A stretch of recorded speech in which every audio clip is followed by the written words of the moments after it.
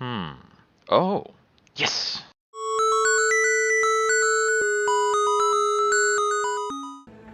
We were mostly just playing the economic game. Yeah, because once you're in the late game, you're not really doing one of those X's. Like, the expansion, the exploration and expansion are already done. So, like, the modern era is kind of a 2X game. If you're not, I mean, you're theoretically doing the extermination at that point if you need to exterminate to win. But if you can just win by, like, sitting back, it's not that interesting. So, I'm gonna start setting up the next game, and I think what I want to play is Charlemagne, and we're going to be playing, like, turbo-happy Charlemagne. We've got military and science buildings, get a happiness adjacency for quarters. We get 2 free cavalry units when we unlock them when we enter a celebration. So the more often we celebrate, the more often we get free cavalry, and our free cavalry are stronger while we are celebrating. You guys are going to be hit with an ad in about 30 seconds, so I'm going to, like, take my time setting this up, and I'm not going to click go on the game until the ad break is over. Not sure what my mementos should be, so let me figure this out. I think I almost certainly want the Corona Civica, so that we can expand.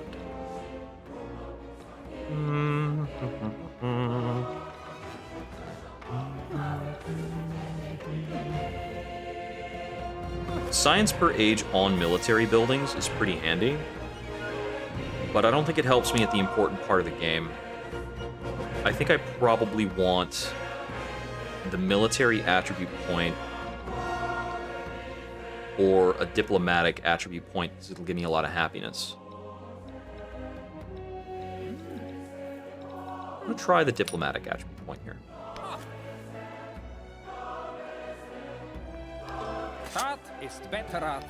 We're starting in Antiquity. It recommends Greece or Rome, but I want to try playing this with the Maurya.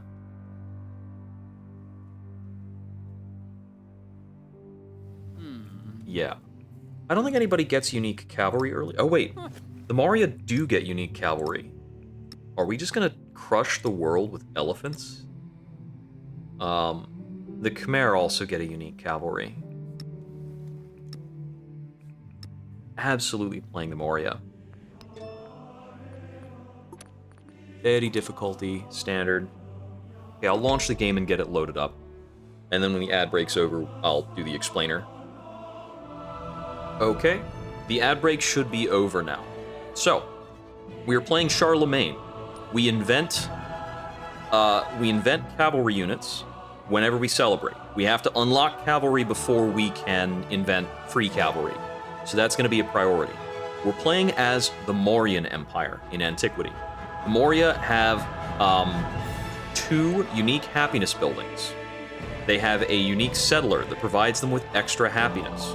When they unlock pantheons, they get 2 pantheons instead of 1, which makes their shrines a lot better, generally speaking, and shrines are a happiness building. And we have a unique cavalry, which is an elephant cavalry, and we're going to be printing extra copies of elephant cavalry all the time. Let's load in and see what we're working with. Okay. So, looking immediately around, we've got a big cluster of rough tiles up over here that can give us some pretty good production.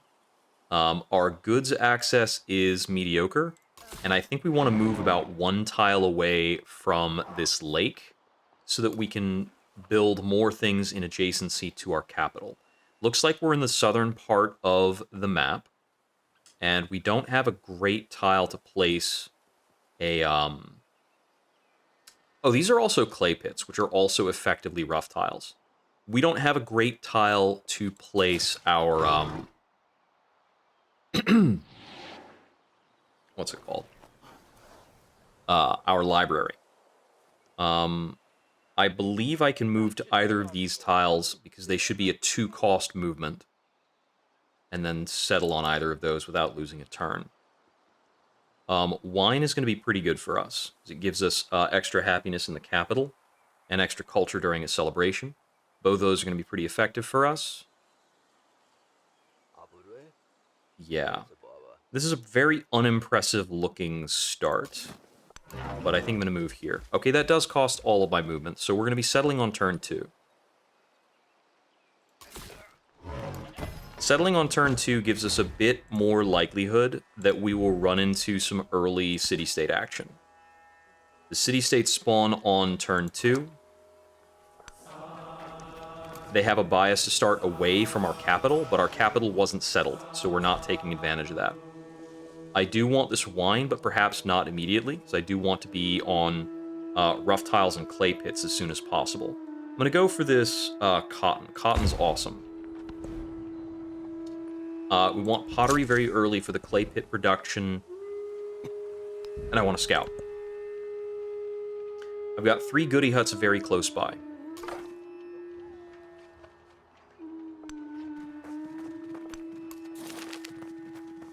Take the science boost. I'm going to prioritize culture boosts whenever they're offered so that I can try and get mysticism ASAP.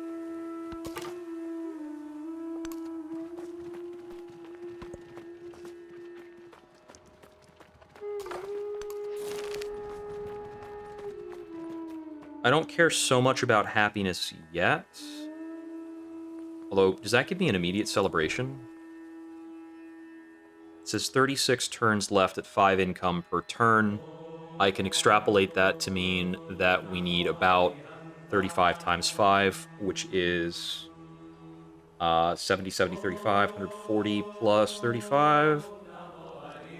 140 plus 35, so we need about like 170 something. So, yeah, I'm going to take the plus 10 production. Almost forgot to grab this, which is going to give us 1 extra happiness per age on the palace and city halls.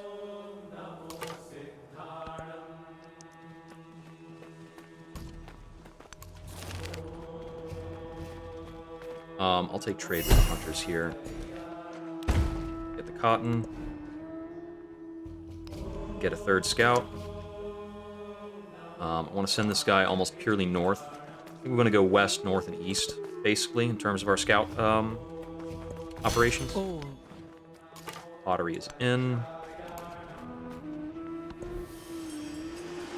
I want animal husbandry going into... Wait, do I want animal husbandry? Let's not autopilot this too much. Because I don't want saw pits. I'm not going to benefit too much from pastures. The reason why I usually do this is for masonry. For the mines and quarries benefit, we can get into mines a lot, but clay pits are not mines or quarries. We've already got our clay pits benefits. I do want to go this way, but I want to go this way so that I can get the wheel as ASAP. We're going to go for the wheel before writing, probably. I want to have access to cavalry almost immediately.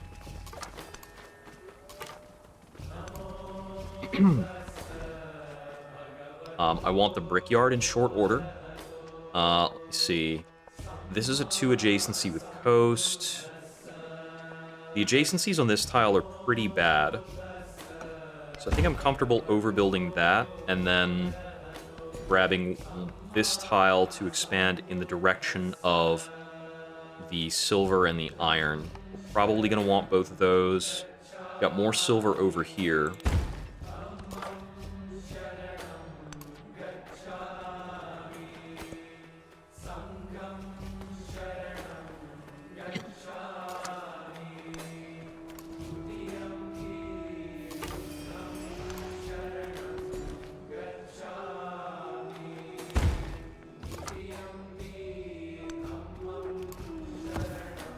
Yeah, it's a neutral city-state. I haven't seen too many good tiles for now. We've got a 2 adjacency. Oh, that's a mountain? This is a 3 adjacency tile for happiness and culture.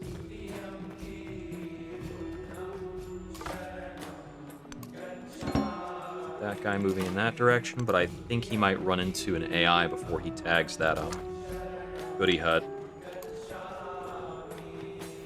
Get another goody hut here.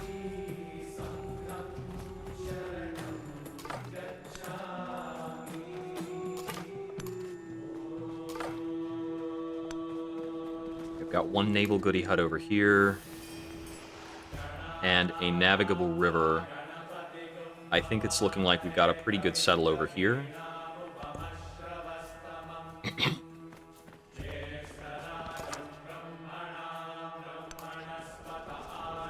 My ideal civilization for exploration is probably the cons, and I'm trying to find horses most of all. We got horses here. That should make me... It should make a high priority settle over in this direction. I think I need to improve 3 horses in order to get access to the cons. I'm gonna take Classical Republic here? Let me see. I know I don't care about despotism. It's probably oligarchy. I think oligarchy is the safe choice, and you go for Classical Republic or despotism if you've got a more specific target. We're just gonna go oligarchy. And I'm gonna go charismatic leader to try and speed up how quickly I'm getting mysticism. The AI gets mysticism super fast, and they snap up a lot of options. I'll take this. Gets us to our settlers faster. Our unique settler gets us bonus happiness on all of the towns we settle, which is pretty rad. That guy's gonna send us back from this direction, but we'll just go over here instead.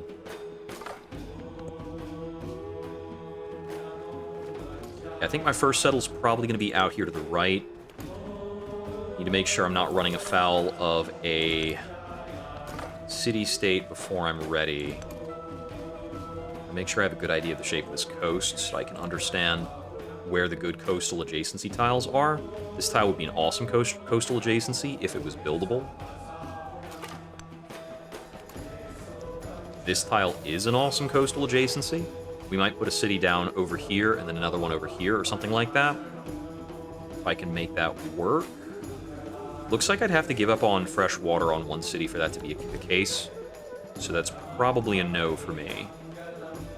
The happiness is really valuable to me, and so is the silver. I'll take the happiness from the wine.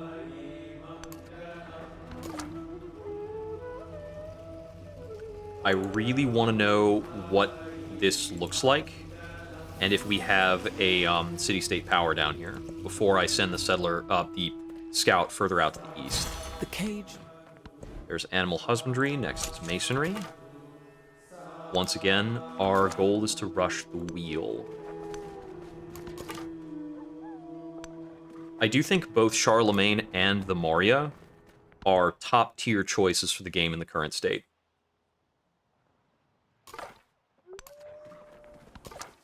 The Maurya, maybe not as strong as the Mississippians.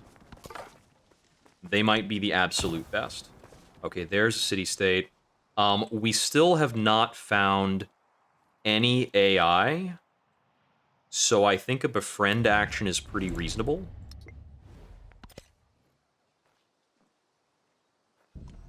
And we might go for multiple befriends if the AI is still not forthcoming. I'm going to go for a second settler and probably a third settler in terms of our build order. So I want to get the horses over here. It's probably my top priority. This looks like a good spot to settle. This could even be a good capital in exploration. So we have resource adjacencies here, here, and here. These are all resource adjacency viable tiles, and this is a good... And these are viable for happiness culture adjacencies. Okay, so we know the shape of that. That's good. This is a good city. We've got a good adjacency here and on this peninsula. Although the adjacency that I usually want to think about is happiness adjacency. And I have not found good options for that. Now, our unique buildings... Our unique quarter is 10% happiness. We have adjacency for quarters and wonders and for mountains and wonders. So it's a pretty standard kind of happiness building, but it also likes adjacency to quarters. So we usually want to try and build it close to the city center. Because we tend to like to pack a lot of our quarter...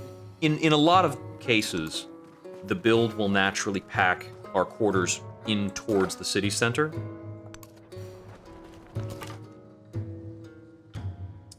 I do kind of want to know what this looks like, but I think exploration of the east is likelier to give me goody huts.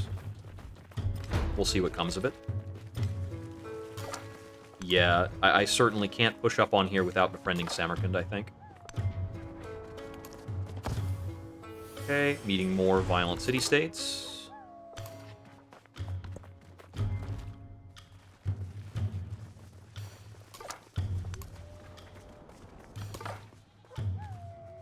I suppose it's kind of funny to still call them city-states, since the new term is independent powers. Okay. We'll be going neutral greetings. Jose Rizal of the Mayans. Greetings. And we've got Benjamin Franklin. Doctor, science. Yeah, I think I'm going to focus on using my influence towards a mix of maybe even denunciations.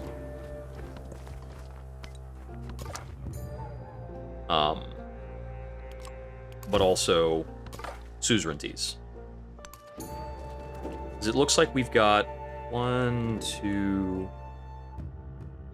maybe as much as 4 viable suzerain options. This is going to be super close in on Ben Franklin. Like, he is not going to appreciate what I'm about to do. But I really, really want horses. Stretch out to make sure we grab the horses. Ben is immediately hostile. Taking Discipline next. Pantheon choice.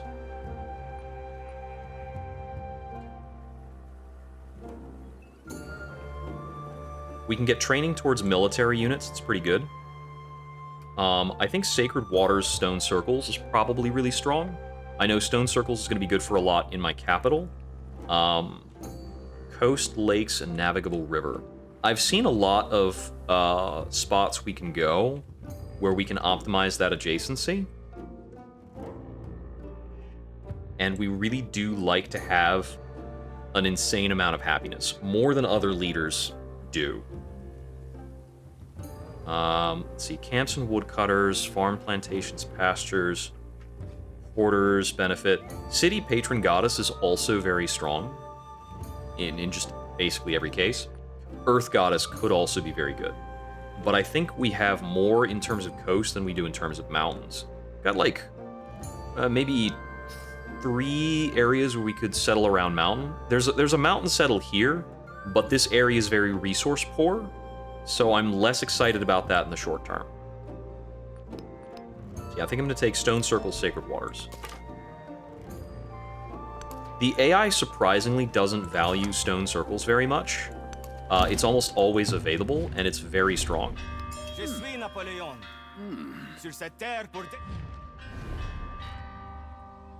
We're probably going to wind up using Napoleon for military aid, because he's pretty far away. And having military aid is going to help me keep pace with my local rivals. We've got Xerxes. Forgot I need to get this guy over here. Possibly missing out on a goody hut.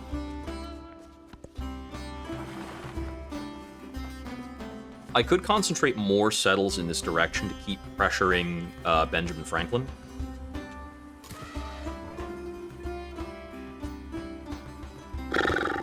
I think this is a decent city because we've got our happiness adjacency option there, our resource adjacency option there. But I did still want this spot for this +3 area. I'll just take this. It's not too bad. I get kaolin, which is a good early resource. I just really wish I could see more horses without having to settle, like, all the way out here, where a unit will likely die.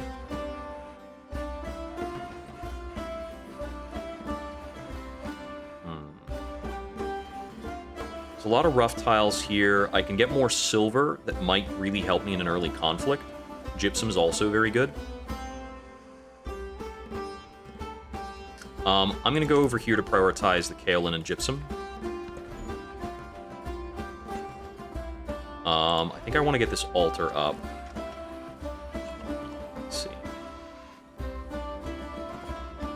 I'm going to want to build here for the bonus happiness from Coastal. Let's see. I really want to find a way to sneak this unit around Samarkand, but it looks like it's kind of not happening. So I think I just need to move on. Yeah, I think I want to save up my influence to Suzerain Sundapura, because I think it's in a tactically ideal kind of location. Yep, especially since we just lost a scout to them. I'm going to want this silver.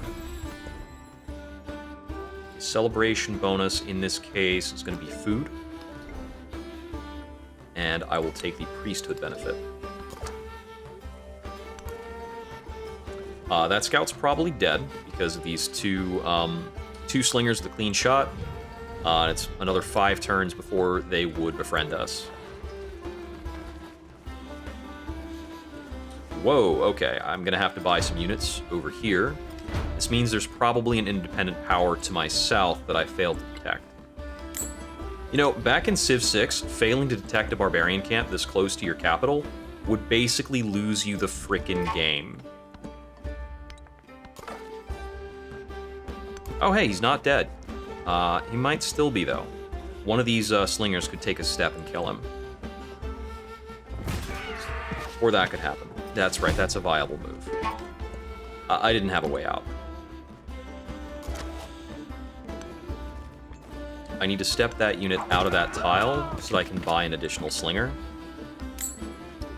I think we want about 3 slingers to repel this grouping.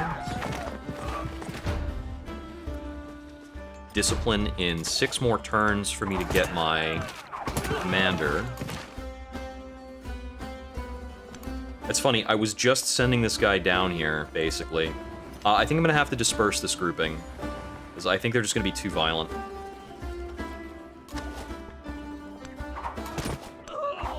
This is a lot of aggression. I can't get an extra silver here. Do I want to land grab to get the gypsum? No, I think it's fine. We can get the horses.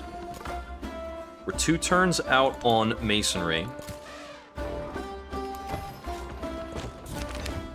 We're going to go for distributed power, expand onto the Kaolin immediately, and put it in the capital.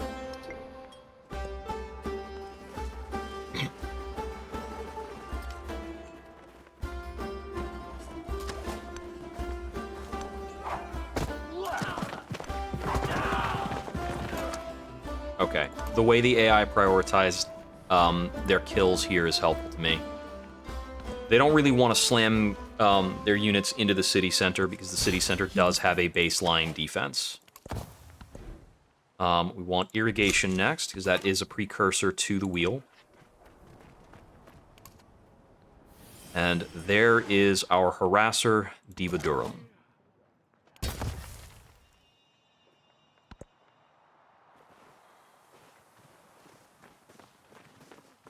Okay, gonna befriend over here. Oh. Try and get this unit out of the line of fire.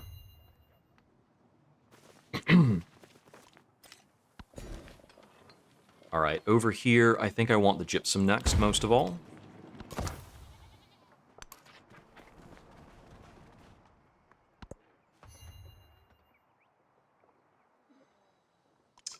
I think we might just be sending this next settler to go get us this wool. Because, 2 wool and a silver is a pretty decent resource get. This is also a pretty good settle, as I said before. I wish I had some kind of trajectory that would get me horses. But I think I'm just going to have to knock stuff over to get that. I'm not going to get this horse with this settle. This was not visible to me when I made that settle choice. Let's see. If I train a warrior and slinger, I can get a bonus warrior. If I build a library, I can get 50 culture. We're going to be far off from the library. So I'm going to take the warrior slinger thing. We're going to get both these gypsum in the radius of our empire I want. I want that soon. I actually take this. Oh, I can get both of those with one thing. Discipline and building the Gate of All Nations would be very strong if I can get it done. But Dharamshala and Vihara are strong.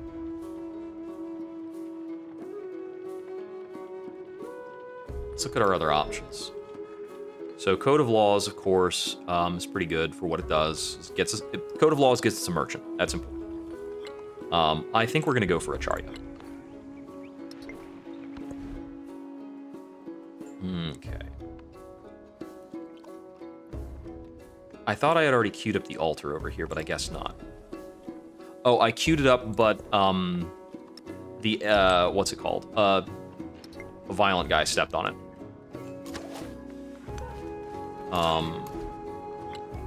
I want to see if the slinger I already have counts towards this effect.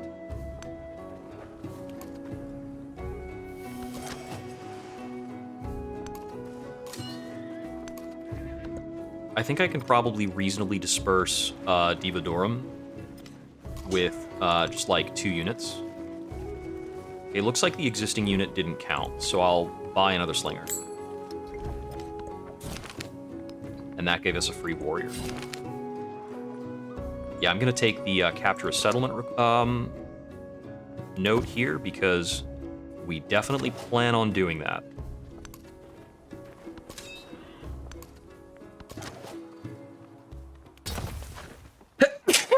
Excuse me.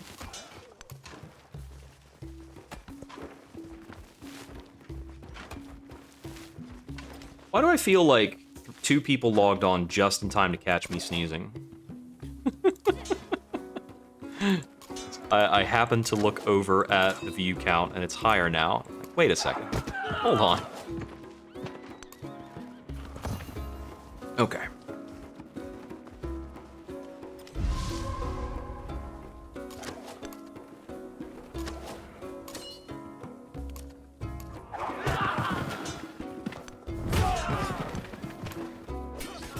I think they might not actually have a unit in Divadorum right now. It's pretty nice for me.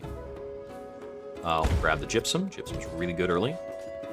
We are vulnerable to these galleys kind of moving in.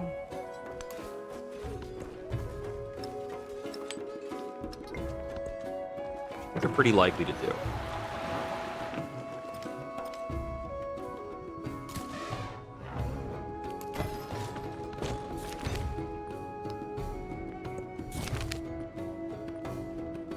Go with Brahma, Vishnu, or Shiva. Shiva gets us a free warrior. Vishnu gives us units. What's the current timing on our celebration? We've got a celebration in 2 turns anyway, so I think we're not going for Brahma. So we want to maximize number of celebrations. Our celebrations do not matter before we unlock cavalry. I'll take Vishnu.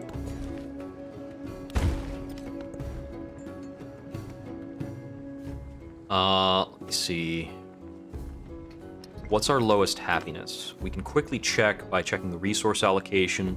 We do not have a happiness under 5, so we can go 1 over on our settles. I've got a couple pretty good candidates for settles, so we're going to build another Nagarika and do that.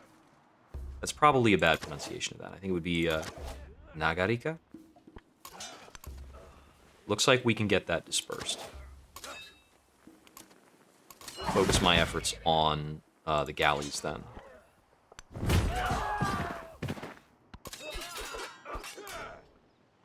We're planning to be aggressive early, so I'm going for assault. I have been taking leadership a bit more often. I've been taking logistics sometimes. We can disperse even with no remaining movement, which is kind of cool. We get a militaristic attribute point the first time we do this. Both of these are pretty strong, but I tend to prefer the war support.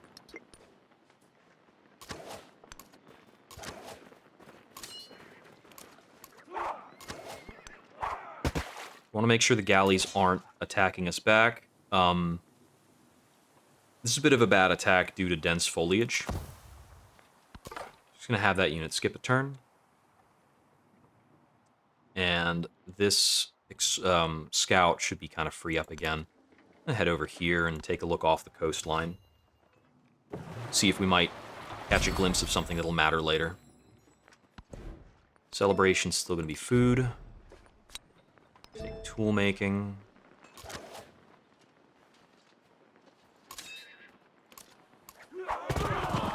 Take that unit out. Check out this coastline. I want to get this guy back into friendly territory. Rest. We'll take that out.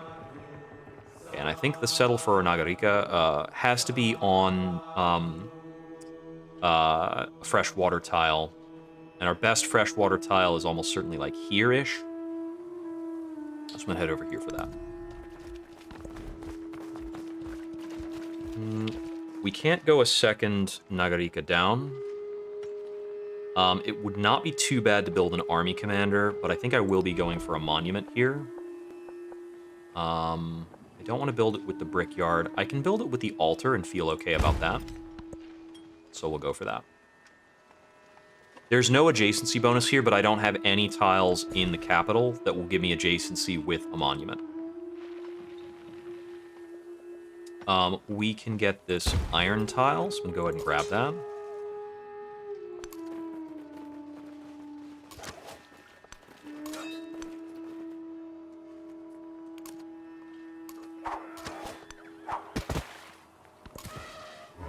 Try and get rid of this galley.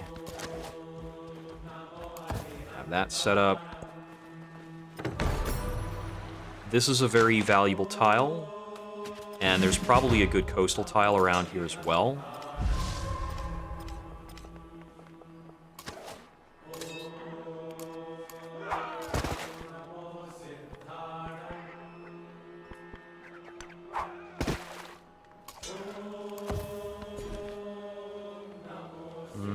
Here we want to grow to get both of these gypsum in our border.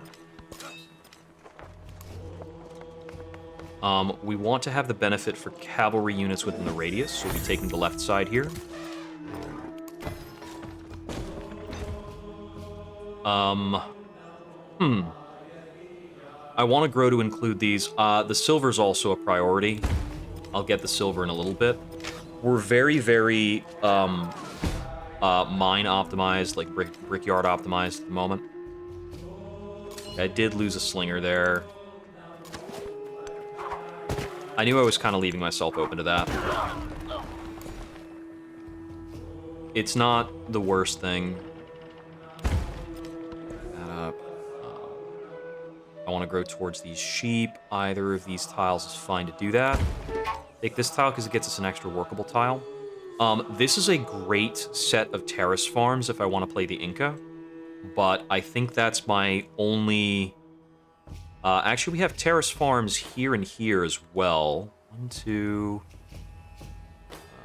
3, 4, 5, 6. We've got 6 placeable terrace farms if we want to be the Inca. But I don't think we want that because they're not going to be. They're just not going to be an ideal civ for our other benefits. I'm going to move the cotton so that I can fit the jade in. It's not helping us that much, but... Okay. Yes, I'm thinking this or this might be a good city center, but we don't have any fresh water over there. So, This is still a great tile. Yeah, I don't know.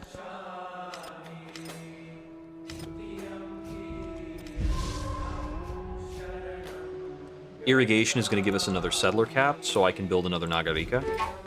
And we can remain 1 over and be okay. Okay, this is...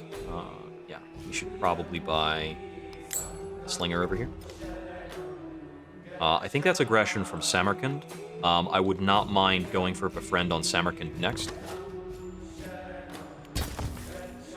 Let's see. So I've got the befriending on Sundapura, the befriending on Troy, who becomes suzerain next turn.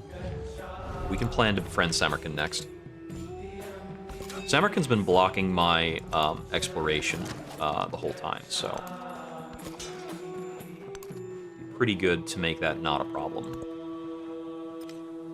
I do appreciate that barbarians are more like predictable in Civ 7. They're not a constant worry. I want free technology and free tech on suzerainty. Gives us sailing immediately. Cool. With sailing, there was a naval goodie hut, but it's been picked up. So one of the AI got sailing and got to it before me with one of their explorers. Got a scientific attribute point. Cool. +5 science is sweet. We want the wheel. This is going to be a while for the wheel to actually kick in.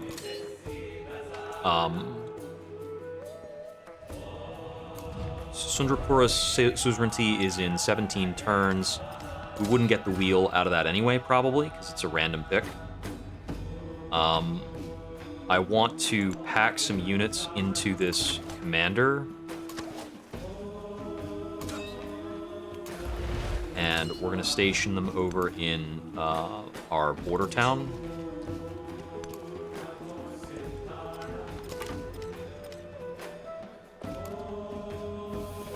There's our bridge in the exploration era. I kind of suspected that would be the case. Looks like we'll be able to build naval units out of Suvarnagini over here.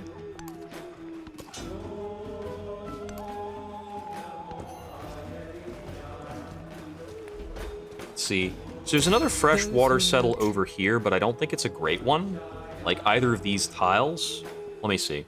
This tile's okay, actually. We've got 2 workable adjacencies. Furs are also pretty great. Like, furs, salt, and wool are all pretty handy goods. So maybe I go over there at some point just to grab the goods. Let me read over what these are. Units adjacent to the district heal +5 per turn. +1 gold for every 5 surplus happiness. Infantry and cavalry get +3 combat strength when adjacent to each other. That's very strong. We're going to have a lot of cases where we can have adjacent units. So the thing I'm wondering about here, is this infantry are +3 adjacent to cavalry and cavalry are +3 adjacent to infantry? Or does it work when I have 2 cavalry next to each other? It's not super clear to me. This gives us a settlement limit, which is cool.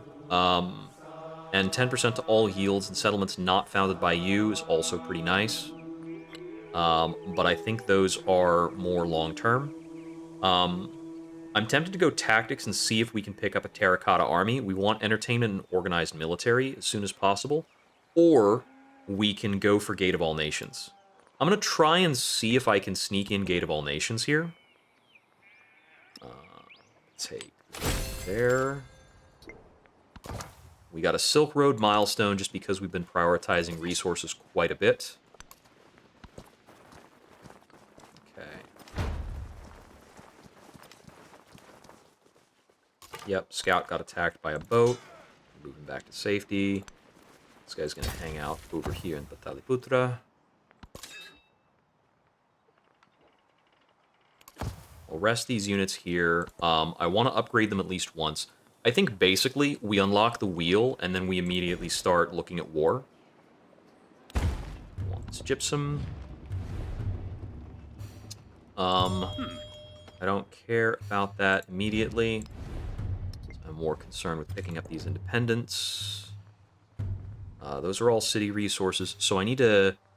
I think I'm actually at the point where I can make this into a city. Nope. One more turn.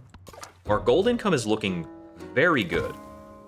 I actually don't have a keen understanding of how we are getting that much money. Why? How are we making that much money?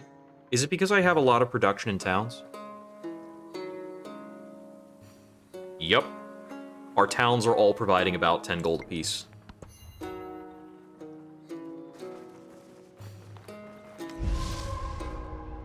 So when I make this no longer a town, we are going to decrease our income by probably about 10 gold. But that's okay. So the altar here is a +1 because it's giving me a... Wait, that should be at least a +2, right? Because it should be giving me +1 per quarry from stone circles. Oh, this isn't actually developed yet. Okay, that's why. Brickyard's not too bad here. I don't really need the happiness buildings yet. I think I want to build up the altar because it's gonna be good. And we can get it adjacent to a mountain as well.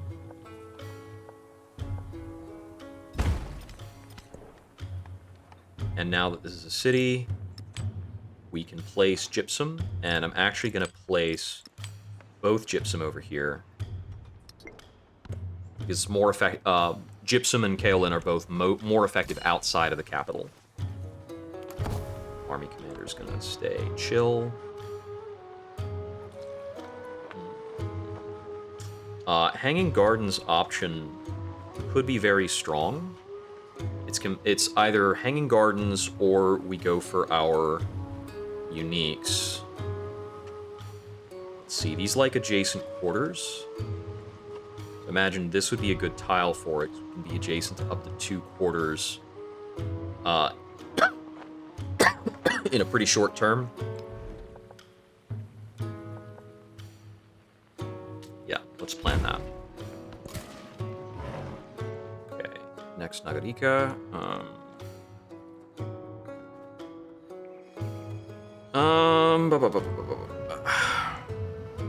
Man, I kind of want to do a super far settle and go for that horses. Like, I'm very tempted to just send it. I think this is also viable. Yeah, and I think we're able to stay about 1 over, and it's fine. I want to build at least 1 instance of my unique quarter before I do too much else, because, what's it called? You often get a unique event doing that. Okay, so we can't grab the jade from there or from here. Both of these are too far away to get the jade. Looks like we can stretch to get the camels. So let's try and get that done. These river tiles are also just pretty good tiles. Do nothing which is of note.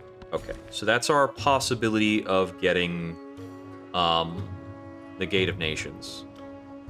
I don't know if we can go through the mountains to get the silver in Antiquity. But I'm gonna check. Want tactics? We're gonna keep taking the food benefit. It's just so good. This isn't doing anything right now, but I'm still gonna set it in. Grab this. We got Pax Imperatoria because we're just expanding super fast. We pissed these guys off by building a little close to them. I'm gonna take the free warrior here. And I'm gonna take the influence, actually. Gonna get the slinger to make sure this doesn't fall down. The salt is less good than the wool, actually. So I'm gonna try and plan on getting the wool 4 turns from now.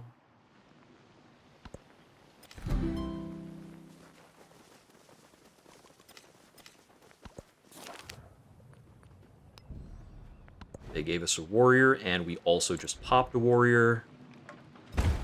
Complete the quarter.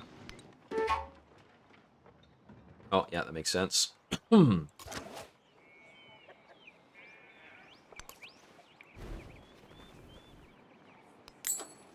gonna buy a warrior in the city center because they're a little better at defending.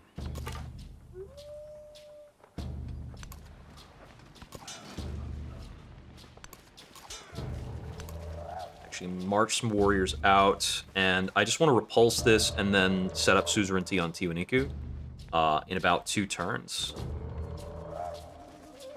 Altar going up. This is going to slow me down from making Suvaranagiri into a city, which I do want to get done.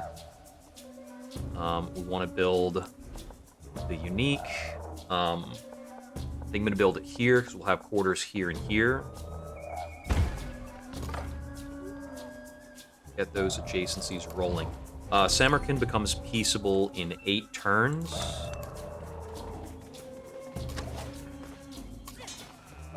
I might want to fight through this unit so that I can get more exploration done. Even though we're going to be peaceful.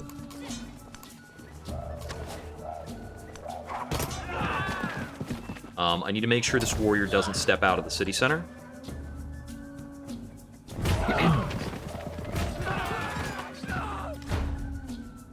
Okay. Looks like we're safe without the extra units coming in. I'm going to send those guys back home. The scout's going to hang out over here. Start punching down that guy. I think I just passed the turn. That's okay. Put me 1 turn off on this befriend act. Let's bring these guys back, because it seems like we have more units to be concerned about. I'm not going to make any attacks. We're just going to fortify. I think I'll take the silver now. So we've got 2 silver, and we're expected to get a 3rd on the next growth here, I believe. Oh no, this has already been improved? No, it hasn't. I'm confusing myself with my new mod-based tooltips.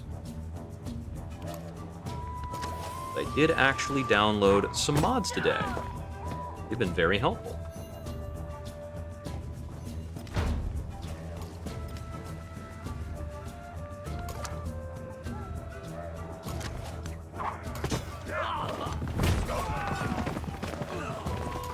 There we go.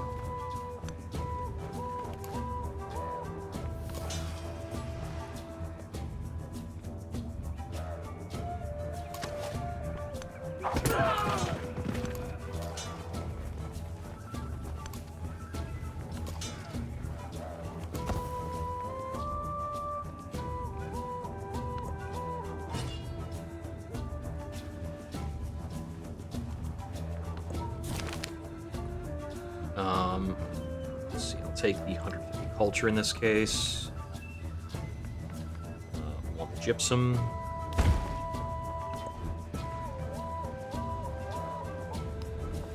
Garden option on the brickyard. No, I'm more interested in trying to get out the Gate of All Nations. We're going to be doing some war about it. So the Gate of All Nations is going to be pretty valuable to us this game, I think.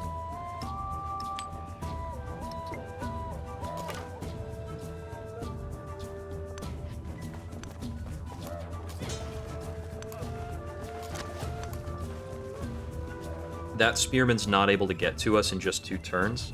I see that that spearman is not from Samarkand, so it is not expected to be pacified at any point in time.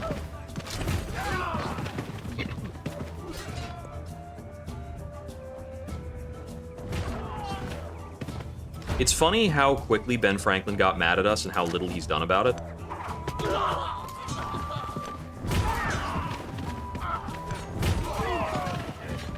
But we have spawned a lot of free warriors from our various events. Need that.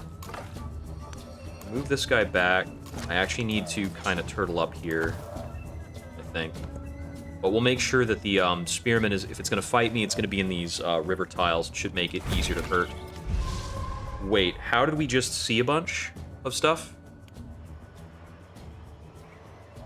How did we get vision on that? We befriended Sundapura. Does befriending a city-state give you everything that city-state has explored? What happened? Why did that happen?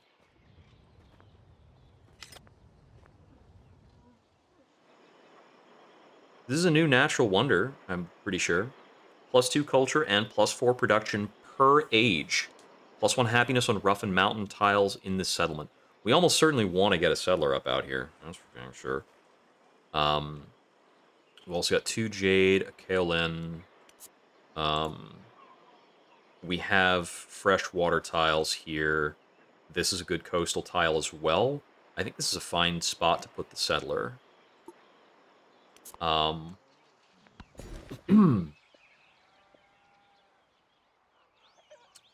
take the salt here. The city-state bonus here.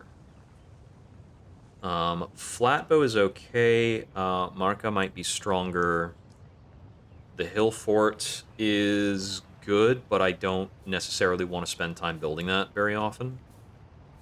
We're currently suzerain of 2 city-states, with a third being befriended, with a third and fourth being befriended.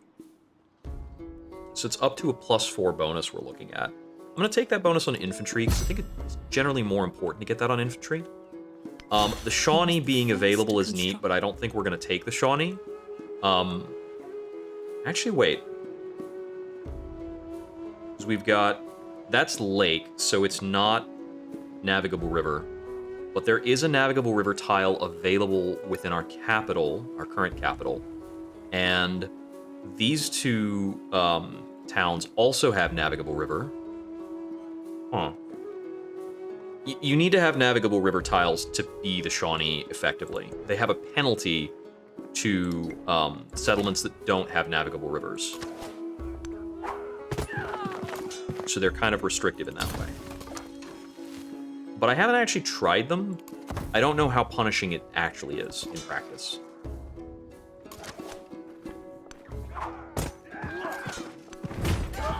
Okay. Kandahar is finally safe from my erstwhile 11 turns from now ally. Does look like I'll also be able to befriend Sitep. We had a bit of an unfortunate suzerainty order here. Even a great carpenter. We have access to the villa now. Awesome.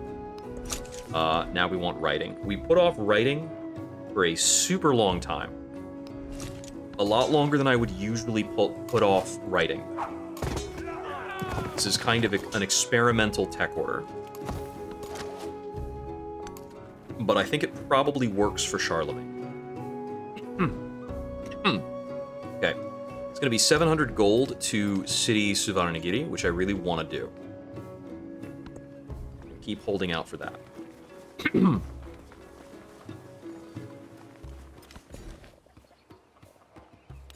There's the silver. Samarkand is now friendly.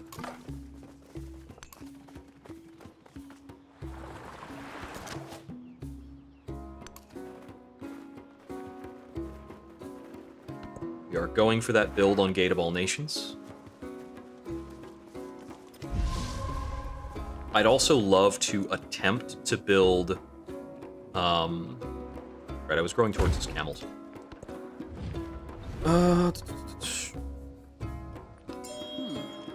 Not going to be super sociable on that. I would like to attempt to build the Terracotta Army, but I don't expect to get away with it. The AI tends to really like building the Terracotta Army. I'm going to keep escorting this guy. I'm going to move him back.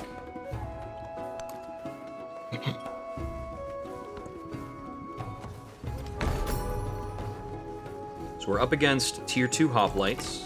Kind of expected. Wait, are those... Those aren't hoplites. Those are Legion. Okay, so he's Roman. Yeah. That's very strong. Possibly pretty strong. Petra has been built.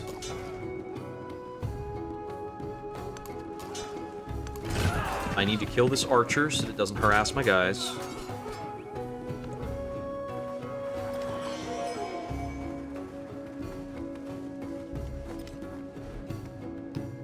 There's the conversion for Suvarnagiri. Over here, let me see. I think we're building a monument, probably. The brickyard looks like a good build. I'm going to build the monument because I can complete a quarter without feeling bad about what I'm building. We might make this into a double warehouse district. It's going to be adjacent to these guys, and this is ageless, so having ageless districts next to it will make sure that it is getting some continuing value. I know I want, like, a monument villa here or something like that. I'm gonna build the monument right away. Capitalize on that +3 tile. I don't really care about assigning this salt at the moment, so I'm not gonna do that. In about 3 turns, I can queue up the suzerainty of Suthep.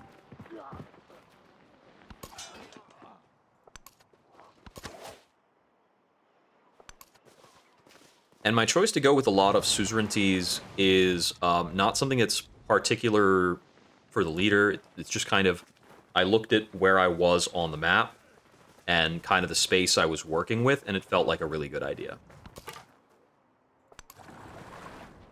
Especially when you're able to make your first suzerain a science city, a science independent power. Let's try and use the new term. That means I can get a free tech for all of these subsequent suzerainties. And when you're looking at like 1, 2, 3, 4, 5 free techs, it's pretty cool. I think free tech and free civic are very, very strong options when you're looking at these.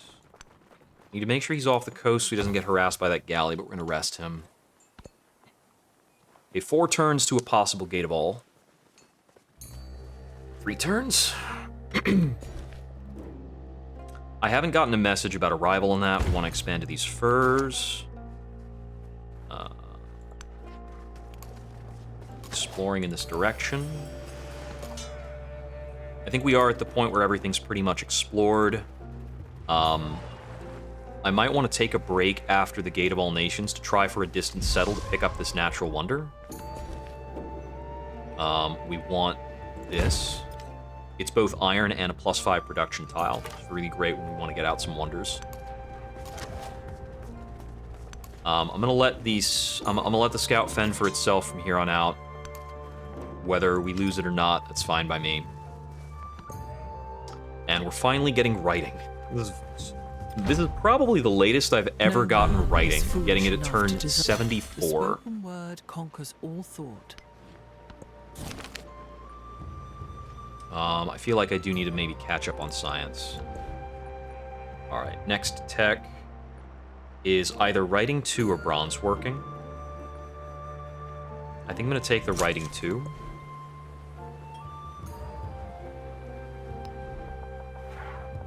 It's such a crazy, like, readout we're getting on the science gains for the library. It's because everything we build in a... Oh, no. We're getting, we get happiness from this building type, I believe. For our leader. I think we want to build here over the mine.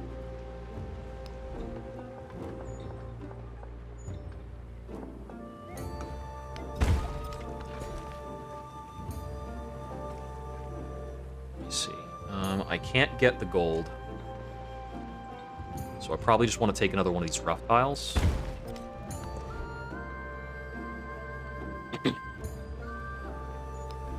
Yeah, I think we're just going to be building libraries everywhere. I want to build it adjacent to the unique district, and we've got the 2 goods here. It's pretty good. Actually, before I build that library and lock that in, let me consider my other options. Okay, looks like a terracotta army already got built, and I missed it. I'm not too concerned about Hanging Gardens or Birsa. I am going to build the library, but afterwards I want to make sure I don't forget to put out a settler, so we're just going to queue that up. I want this gypsum.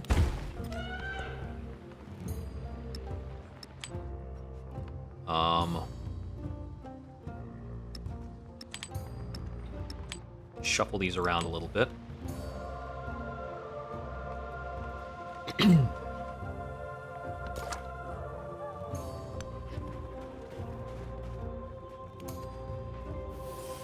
Okay, there's a site on the Persian capital.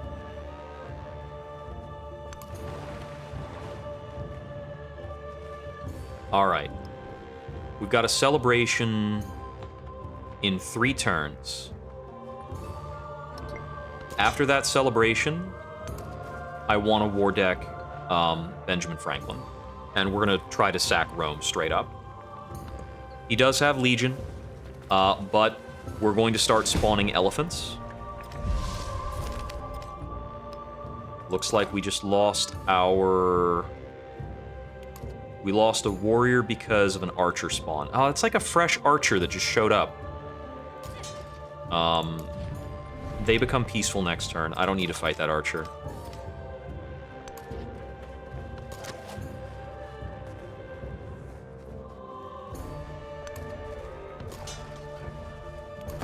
It's a little lame, losing that extra unit for almost no reason.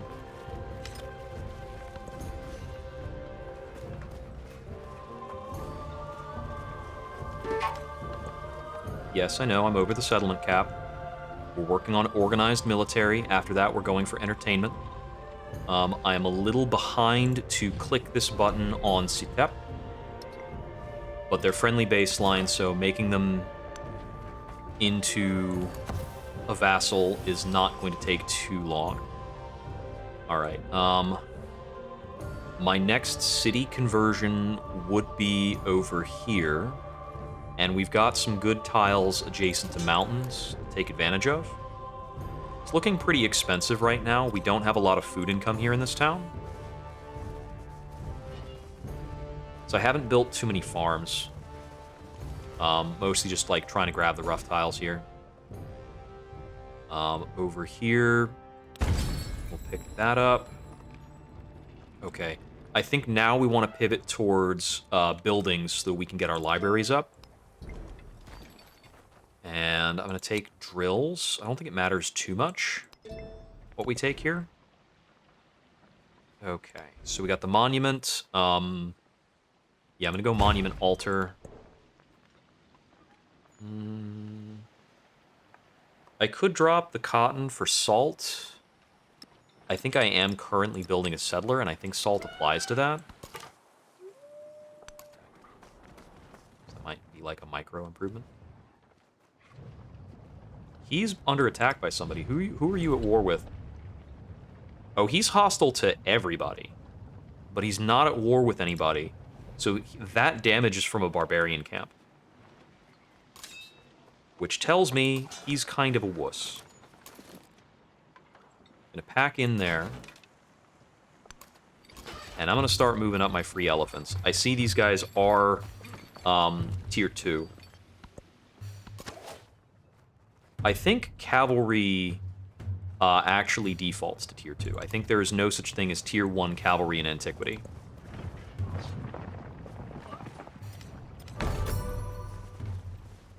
Mausoleum of Theodoric is complete. Okay, we got movement for siege. I think we want bronze working so we can contribute archers to this conflict. So we've got +5 combat strength against fortified districts, and we ignore zone of control with our unique unit. Handy stuff. I think we want this brickyard. We're going to build it... Wait, hold up. Probably over here, actually. So we can get an ageless district adjacent to our ageless district. I think that's pretty good. There are other ways of doing it, but I think it's going to help us in later eras.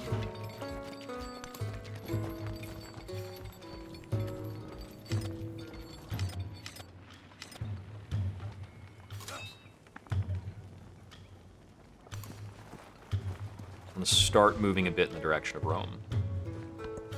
I'm thinking a war deck next turn.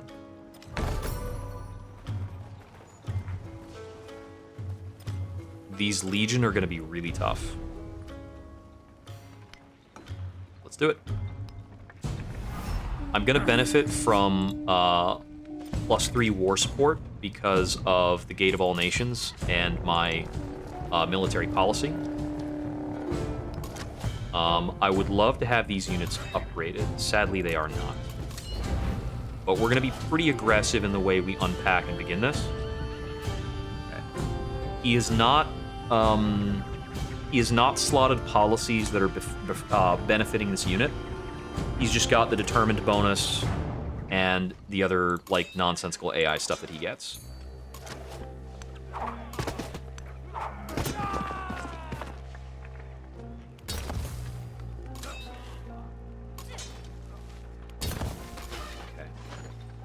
So my cavalry is clocking in at a 30 with 1 horses. So that's presumed about a 32 combat strength. That's not really enough to stand up to Legion. I have to be very careful. If I can move in on this war and pillage some of his, what's it called? Pillage his iron, that'll be helpful. We're gonna pick up military aid. As an accepted action, that'll give me, I think, a +2. Charlemagne is, so I am Charlemagne. I'm at war with my friend. I'm the only one at war with him right now. But my city-state allies of Sundrapura, Troy, are also going to become aggressive to him. And we're going to hope that inconveniences him a bit. I might also be able to pick up some Trojan units to help me out with this. There's a good argument for building a villa. I'm building a ballista. He threw some influence at it to even the, like, matchup here. Yeah, it's a pretty hard attack, but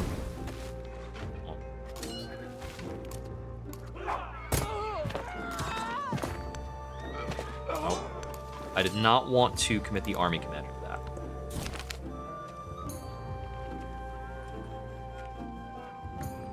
An advisor holds up a cage of brightly colored squawking parrots. The siege has gone on long enough, he announces. Let us attach incendiary devices to these birds' legs, so they might set alight the thatched roofs in the name of Mauryan victory.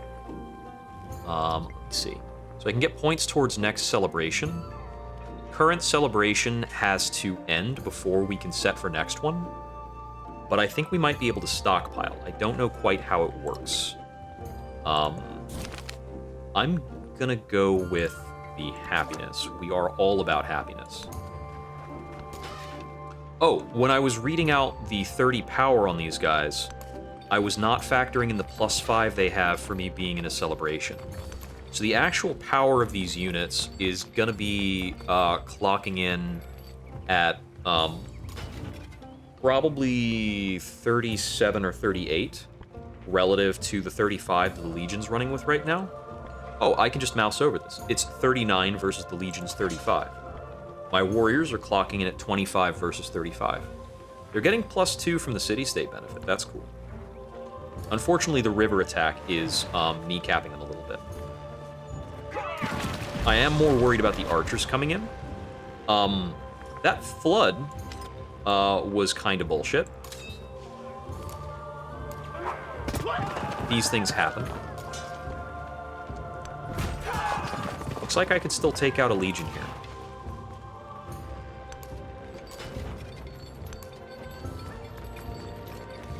Got our first round of elephants coming in. So this is a lot of legion to worry about. I think we may want to buy more elephants. We've got a lot of silver. 3 stacks of silver. So that's a 60% discount on unit purchases. It allows us to buy elephants distressingly cheaply.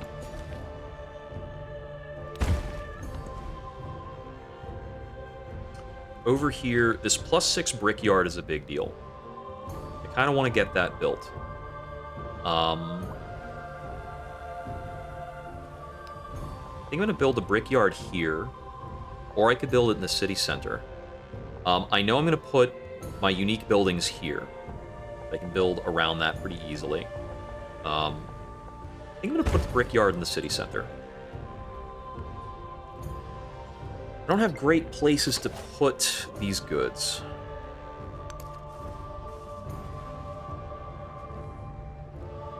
I would not be surprised if he comes after Troy. I am going to slide the war support a bit more in my direction, so I don't think I'm saving up for any more suzerainties. Okay, looks like the Persians have got this terrain over here that I kind of wanted to claim with the guy I was currently training. Can't say that's unexpected, because it's been very valuable terrain that I was eyeballing, and it's not actually anywhere near me. I could try and jump over the Persians to grab this horse like I was looking at before, but I don't think that's likely to pan out for me.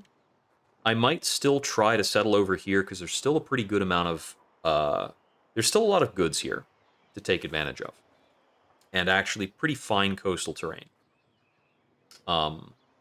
If this wasn't so close to Samarkand, this would be a good settle because you can put a fishing quay here and then make this a maximum adjacency market garden tile. Tiles like that are pretty noteworthy.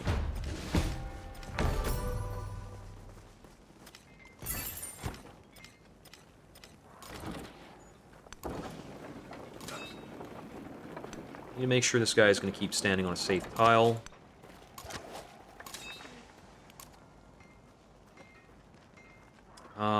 I want to prioritize taking out ranged units.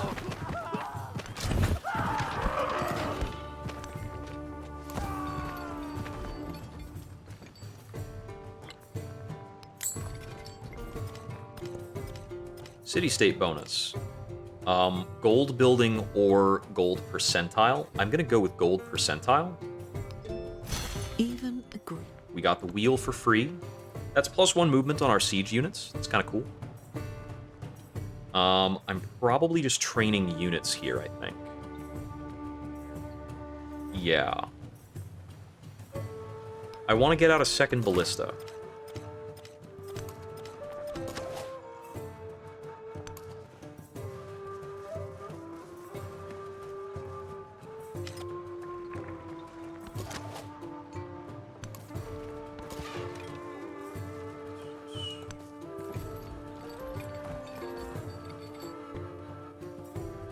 Oh.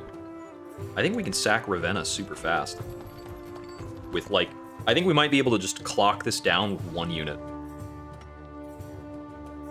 Seems undefended. And that will deny him an iron. Oh, looks like he might get somebody in here to defend this.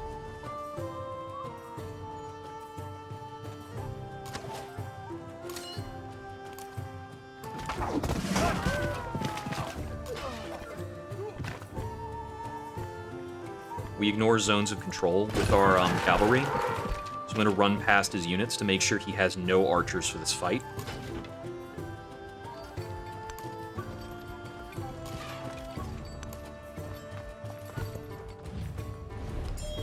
Alliance with Napoleon will require him to join this war.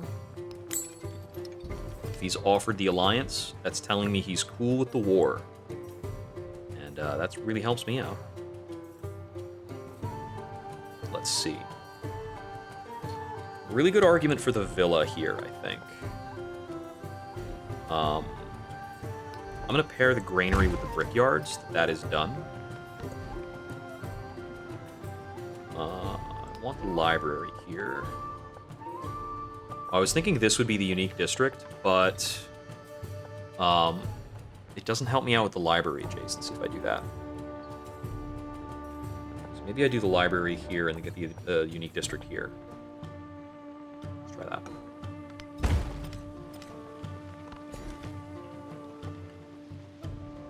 Grab the camels. I think camels are actually helpful. Take the cavalry attack bonus. Yeah, should be really helpful, camels. So I think I want to assign them in the capital. Where am I putting these camels? Yeah, let's camel up the capital. Actually, Jade is really weak. Jade capital benefit's not a good one. We're getting very little food here. I think I want camels in so that I can apply a Kalen bonus and throw in cotton. get high too. Yeah, camels netted us a milestone. Camels are very, very good at triggering Silk Roads. I'll try and send this guy super far away.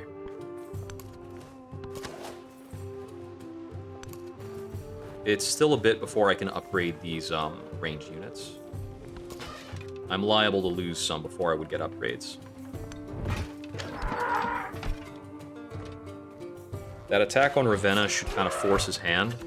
He needs to move his unit into Ravenna rather than attacking my elephant. I'm torn. So, some of my good settlement opportunities were eaten up by this unit being placed. And if I go out and settle now, it's going to restrict what I can capture. Because I'm planning to capture Ravenna and Roma. Ravenna is going to be, I think, quick and easy, actually.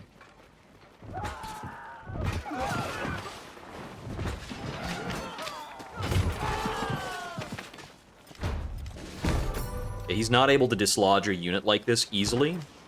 That bodes very well for me.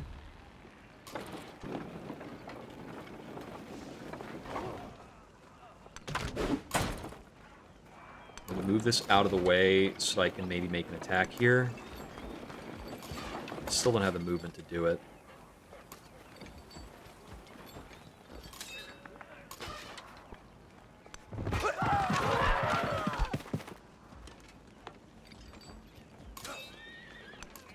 Need to shuffle some things around to keep my army commander safe. We'll pillage the farm to stay healthy. Looks like he does not have ranged units here. He does not have walls. His attack here actually went very well.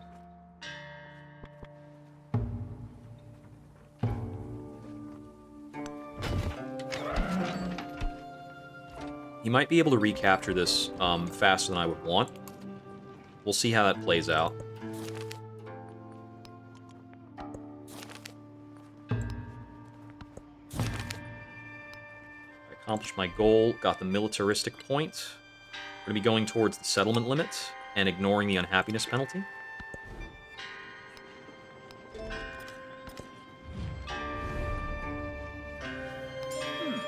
I actually would have loved to support that in this context, I think. I think we're just building more units. Cavalry is pretty strong. I think I don't mind putting out a third ballista on this front.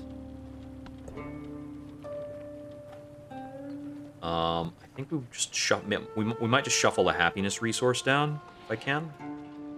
No, we don't have anything that creates happiness.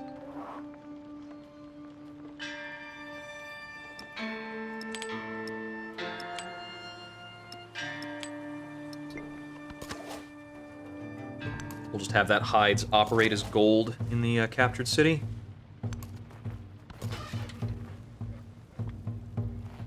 I'm going to have this guy just sit tight for a moment. I think, in terms of Rome right now, we're probably just pillaging. And I'm going to move some ranged units down here to support my holding on to Ravenna. We might just get this capture right now. Yeah, that'll flip it back over. Okay, I'll have to march another unit down there.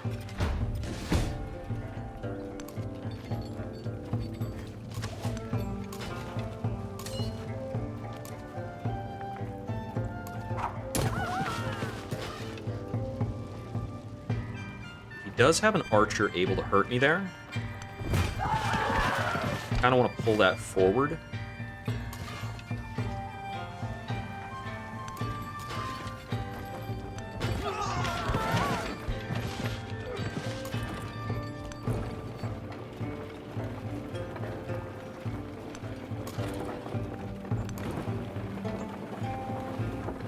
This is a little unsafe for this unit, but I'm going to be able to support them pretty soon.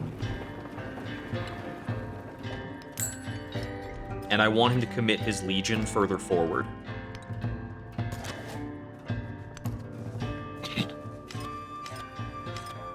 Holding Ravenna will deny him this iron, which I'd really like to do. How much iron does he have? He's got 5 instances of the iron bonus. Some of that might be from trade. Oh, he's actually moving that unit back. That suits me really well. Ah, we got access to Mongolia through 3 siege units. I didn't know that was possible. It's awesome for me. So really wanted Mongolia.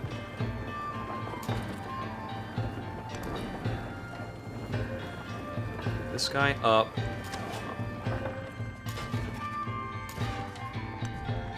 This guy up and start attacking that. I want to move these units back so we can try and pull his infantry forward onto these rivers, and then I can just mess them up. Let's see. So this is the palace. I want to keep getting adjacency around the palace. So we want something to pair with this library. I'm not sure if I'm too concerned with what that actually is, like paired with the library. I want to occupy this tile with something. I'm not going to get a better adjacency on the villa. This is only a 1 adjacency tile for something like the library or a production building. This is the better production building tile, and so I might just use that for my future barracks and such, and just complete this now with the villa.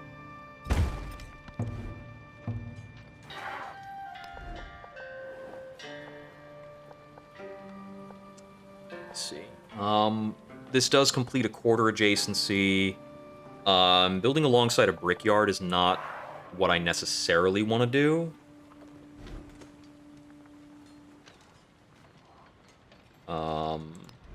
Building a saw pit there instead gives me an ageless building to keep up the adjacency in a later era. Because these do have a quarter adjacency science boost. Okay, I got the library there. I think a villa here is good. But more importantly, I want to get my unique buildings up. I'm going to build a unique quarter here. Let's see. I don't think he's going to move that archer any further forward. So I think I can safely have these units fortify here and hang out. I can attack across both of these tiles pretty easily, so these are good placements for these units.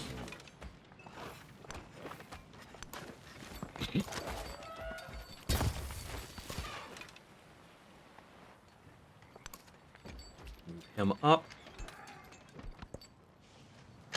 Move this guy down to Ravenna.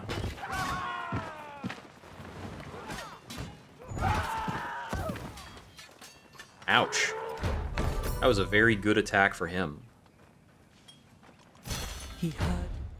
Given that, I probably have to take this pillage.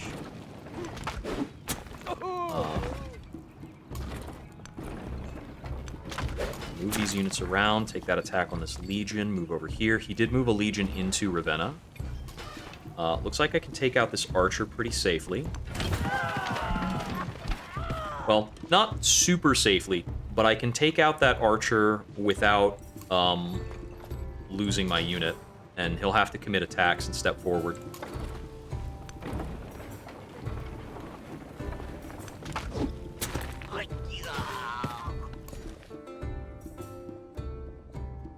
Yeah, I can't jump these mountains to get this silver, so it's not going to happen. What is our best tile here? Doesn't matter too much. Not grabbing that camels belongs to something else. Got these tiles secured in the border for building purposes. Am I getting rough tiles for production, or am I getting food? This is a town. I want food tiles. Okay. Infantry unit combat strength. Get the market and Bath. I think I do want access to the market and Bath.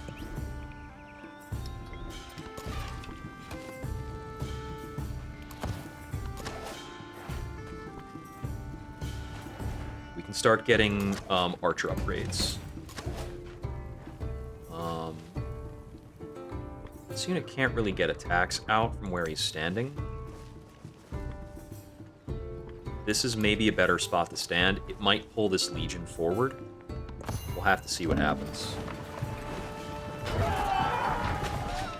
Okay, yeah, he moved up on that guy. This Legion is coming forward. I didn't think he would be able to launch that attack because of this rough tile. An army is a miniature of the Yeah, I don't know how that was able to society work. which produ- I can get +9 gold out of conscription. I like that. Yep, that's awesome. That is going to go right into my archer upgrade fund. Much. Okay, over here, I need this guy to stop moving in on me.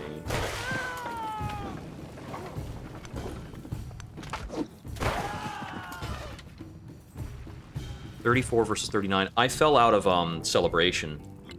2 turns to next celebration. Then I get my strength back.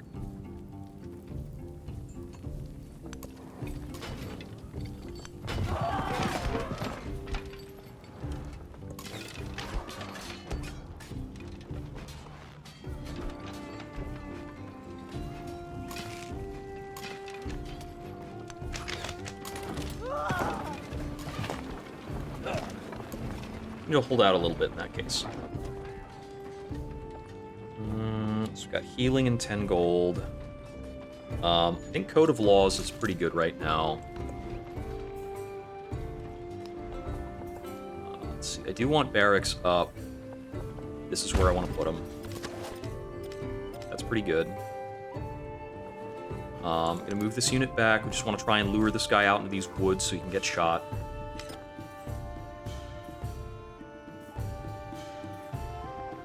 I have the leeway to put down an extra city, but so long as I don't, I am going to be getting more happiness up. There's probably a good settle around here with these 4 resources, like this tile. I can grab kind of everything around there. I'm going to plan on that just for like a little resource town.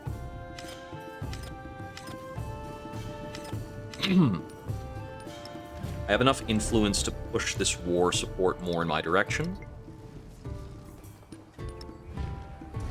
And also probably to get a research collaboration out.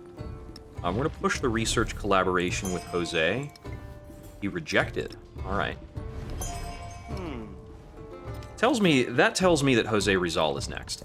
He's probably allied with Ben, or getting along well with Ben.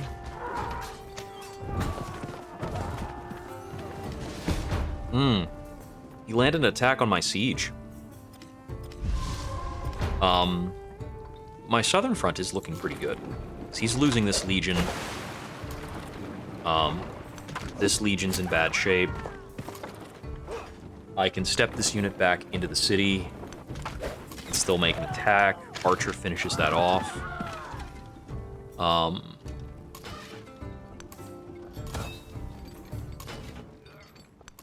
In general, I think I'm just exploiting these river tiles pretty well.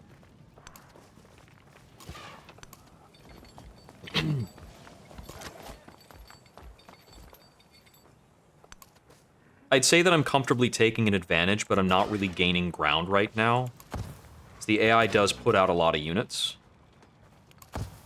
But once we get into my next celebration in a couple turns, I'm thinking I can start pushing this forward.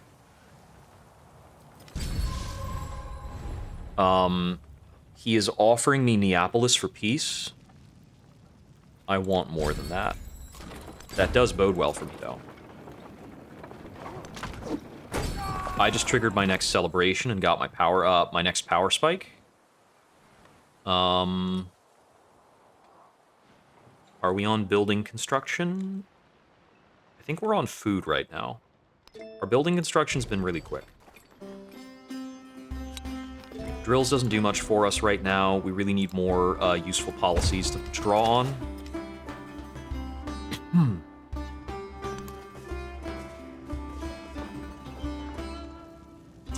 Let's see. Ballista's pretty damaged. This ballista... Wait, why is that ballista not able to attack Ravenna? That should be a clear shot. It's over water. And I didn't move that... Oh, we're still at like a weird end of turn thing, aren't we? Sometimes the game does this.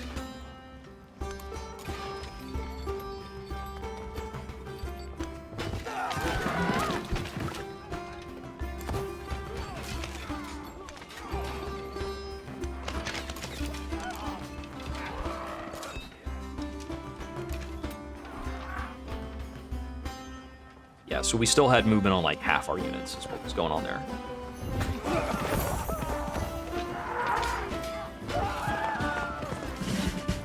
So he didn't quite have the strength to take that out. It's Army Commander getting this. I'm going to take the extra radius from Merit.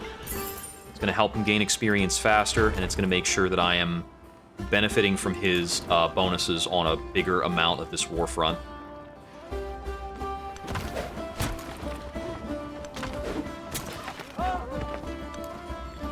Move that elephant backwards. It really looks to me like we're gonna take this Legatus out. Please select the elephant.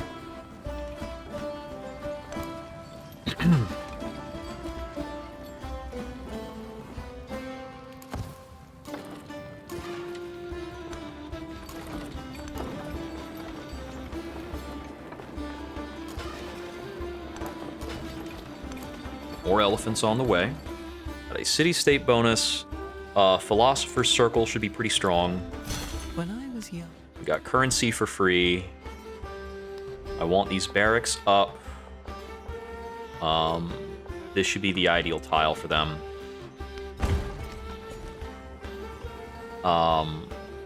Putting a specialist in the palace is looking pretty good.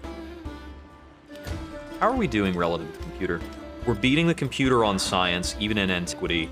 We're behind on culture, though. Bath option is mid. I don't think we're looking for, like, a granary or garden, necessarily. Probably want to get a villa up. I think I want to put the villa here just to complete the quarter adjacency for our, unique district. Let's see. Infantry strength, military building production. Gold on gold is very not good. Doesn't do much. Unit flanking might help us out, but blacksmiths are a really big deal.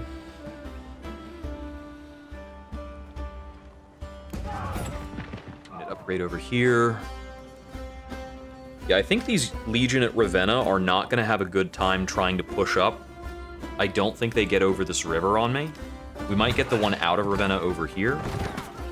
Oh, they actually got an attack on my ballista here. That's a bummer.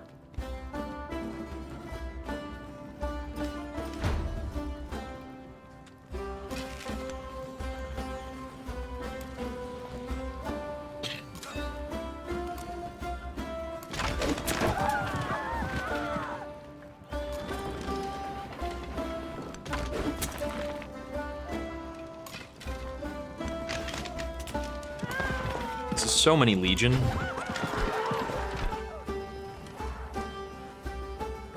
I can kill a unit here, but I definitely lose my elephant to do it.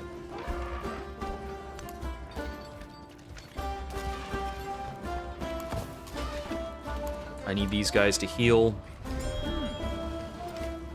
Money from Napoleon's pretty cool here. I need to swap another elephant into the front lines so I can take more hits. And it's going to take a little bit for my celebration elephants to arrive. It's kind of interesting to have this, like, 10-turn rhythm of having extra power. My military aid is over in 2 more turns, so we definitely want to re-up that very shortly.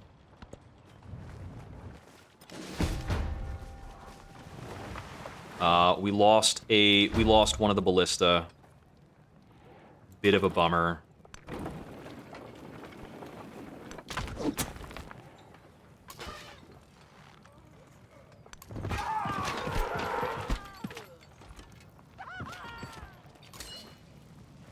This guy's stepping up closer than he has any right to be.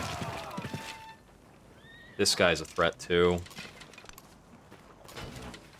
But our resident elephant is not ready to fight that. I should not have stepped that unit up. I'm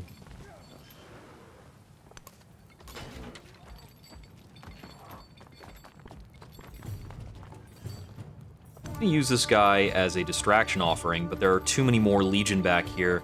They're just gonna knock him down.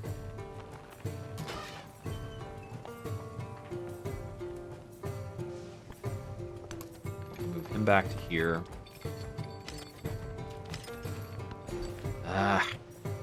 Having a tough time. I know I'm putting specialists there for sure. Guys are on their way. Yeah, it's just the raw unit count that he's got over here is really making this difficult. It's also the fact that they are Legion. Like, Legion is just one of the hardest units to contest here in Antiquity. I'll swap that point. Gonna launch an attack here.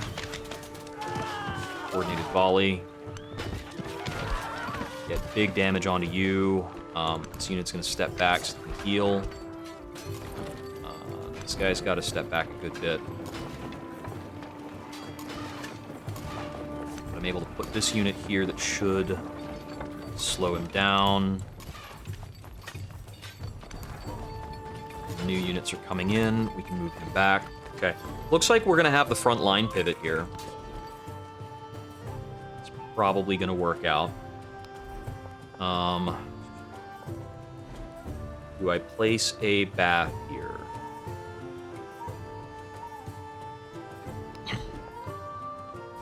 That's just the baseline bath gains.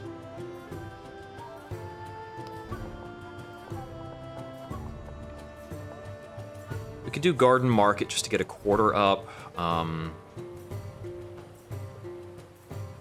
don't have another 2 agents buildings for the sake of adjacency.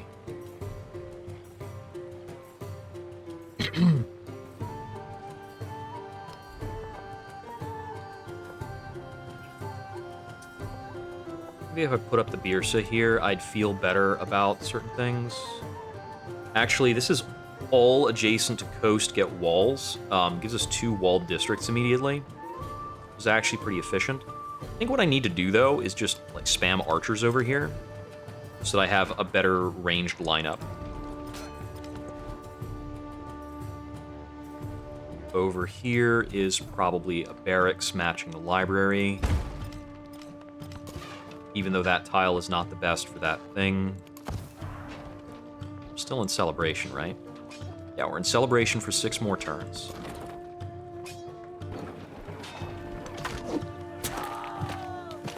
Put some damage there.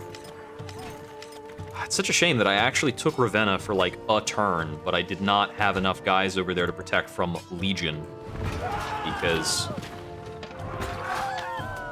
Legion are just an insanely good unit.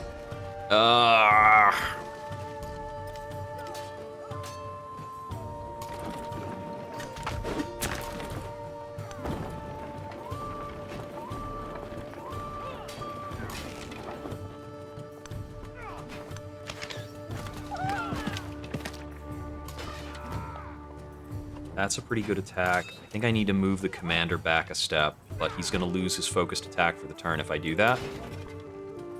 I can attack that Legion, which takes some pressure off this archer, but I really wanted to attack this Legion instead. Especially because I don't think this unit can afford to stay here, and I need this ballista to be able to do what it's doing. Looks like I can place a unit here, which actually helps a good bit. I think I'll take that attack. This guy can't get to anybody in 1 turn, right? No, he can get to this unit in 1. And now he can.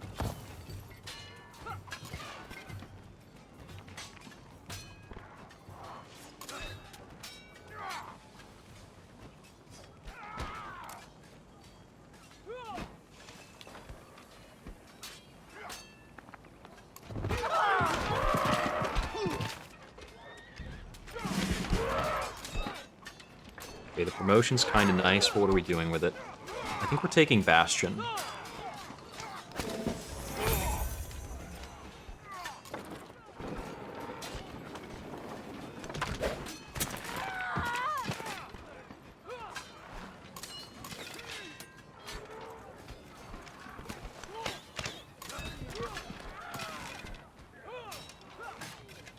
This archer's going to take a huge amount of damage from this Legion.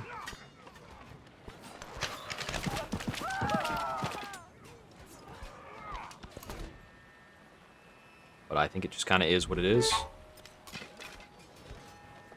Keep walking archers over. This is being considered defenseless because there's one unit in adjacency to it, but that's being pretty well addressed at this point. I can bolster military for Troy to cause them to spawn up another unit.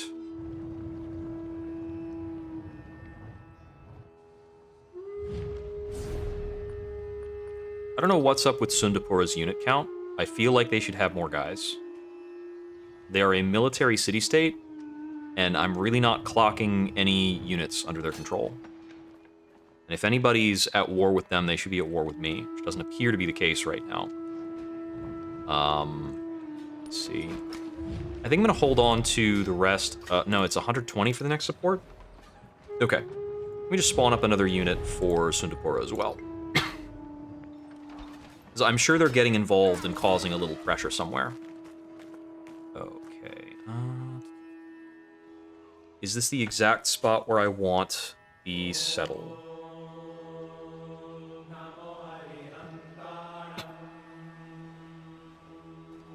I think this is a pretty good one. A little thing here and here. I'm definitely going to be having navigable river access one way or another. It's going to take a little bit for that to come into account, but I don't think I move a further step up because I think it's a little too hard to build. So if I move further up, I don't get the camels. I'm not super psyched about the incense, but I'll take it at the moment. Don't really have a spot to put it.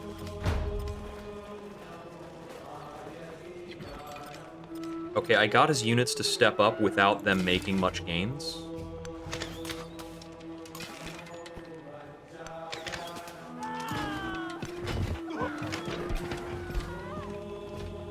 So I think I do this, and then I move this archer out, because that allows me to make this elephant attack. And I can do this. I can step this unit back, which allows me to make this attack.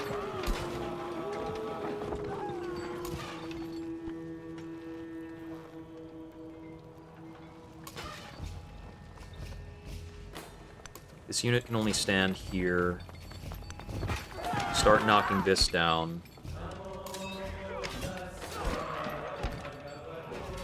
And we have this unit stand here for coverage.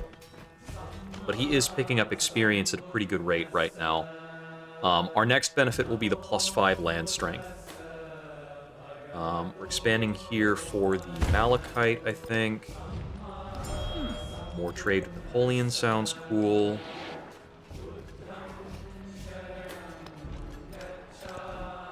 Getting more units out.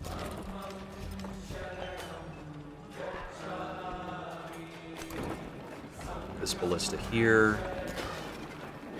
Try to heal this unit. Okay.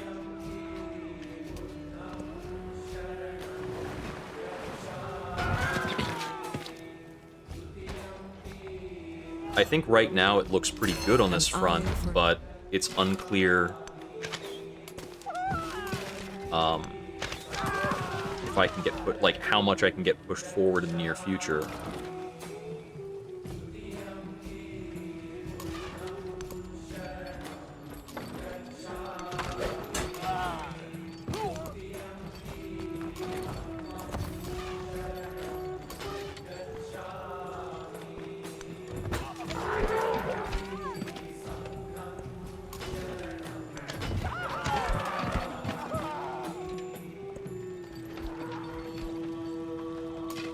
So every time I actually step a unit forward, I just find another full health Legionnaire waiting.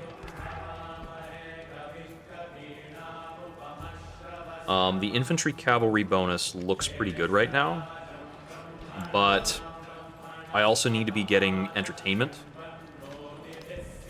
So let me plan for that right now.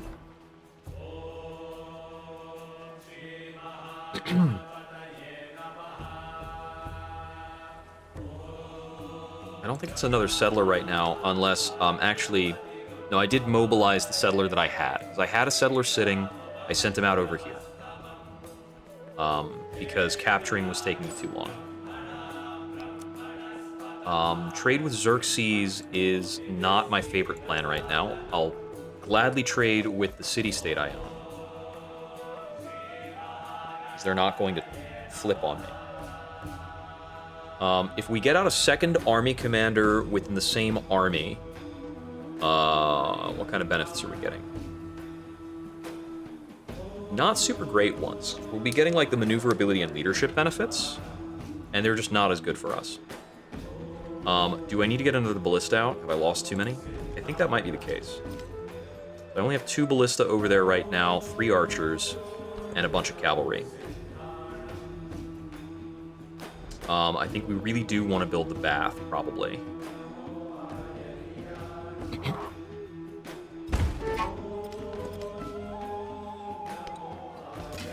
We do have some waiting trade opportunities, but I'm uneasy about taking advantage of trade opportunities with AI who are hostile. Because they could like, Persia could come after me at any moment now. Now, Persia is 4 cities over cap, so they're very likely to bleed cities under certain events.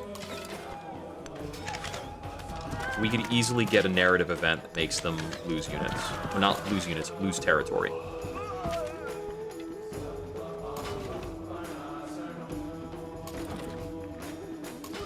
This elephant needs to move back. Move this unit back so I have space to move this elephant forward. A random settler over here because the AI is insane. Kind of a broad sweep. I want to try to minimize movement, unit movement so I can heal them up. I think I might need that healing-related policy. So I made a ballista. Next, I'll make an archer. Then I'll make an elephant. I'm just going to keep rotating.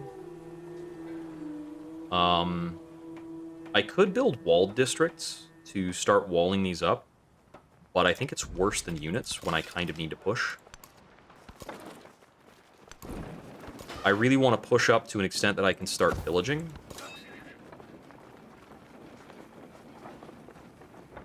Army commander's kind of fine where he is. Legion are tough, man. Legion are just really tough. Look at this! He just moves in like another 5 guys, like it's nothing. It just takes too much to shoot them down with archers. Because it's so often the solution to like a big, wide AI attack.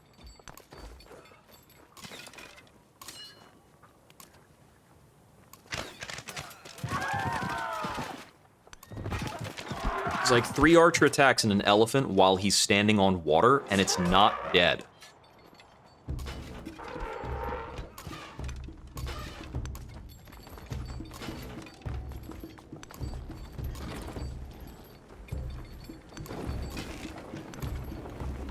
Make sure I'm moving more units up into the fray. Okay. This could be in a few different places. Which direction do we need to... let me just expand territory here. More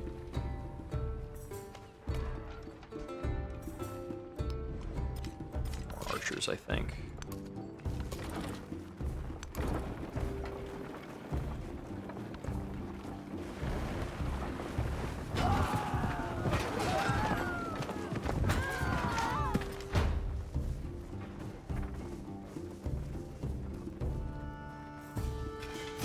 Perfection.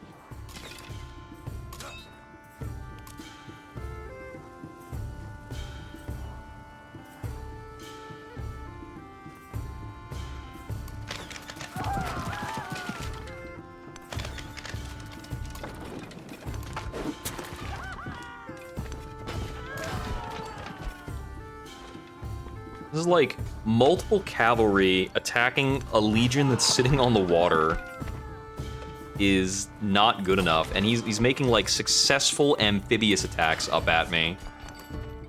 It's crazy. I think, did I not unlock flanking? I think that's part of what's getting me here, is that I've been slow to unlock flanking benefits. I think I want to build towards that elephants first. I'll accept that. I think I need to re-up military aid. That's the other thing to look out for, of course. It's very easy to accidentally let some of these things like military aid lapse, and it starts to swing back against you really fast when you let that happen.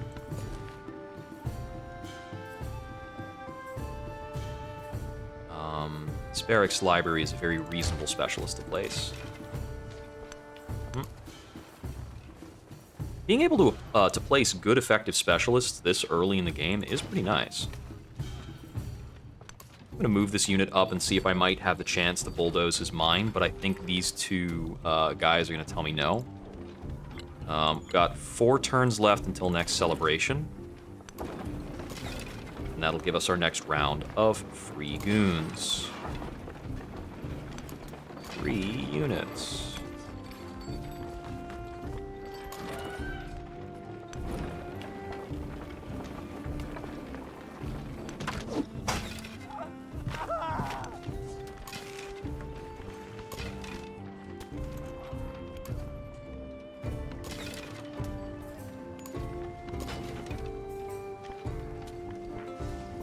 I'm just going through this whole thing, like, how am I the one getting pushed back with this tide of elephant cavalry? And it's just because it's a bigger tide of legion. I have not sufficiently outpaced him, despite popping what I think is a crazy number of free units. It's still not enough. Once again, he offers me Neapolis. I just think this is not enough. Like, if I take that and end the war, I don't think I'm able to turn this back around at any point. I think I need to be in this tile to threaten various things over here. We've got a unit coming up on the coast that's going to be very problematic. I probably need to step this unit back.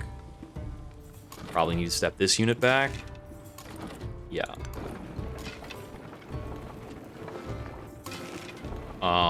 Yeah, let's make...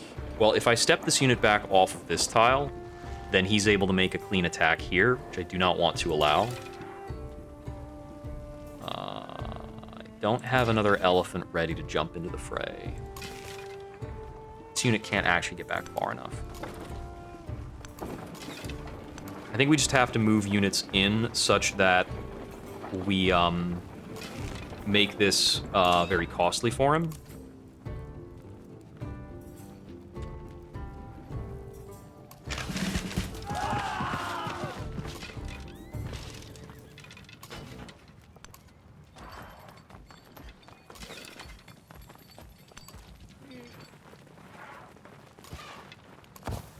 I think no, let's move him back so we're not guaranteed to lose him. Stationed on a district.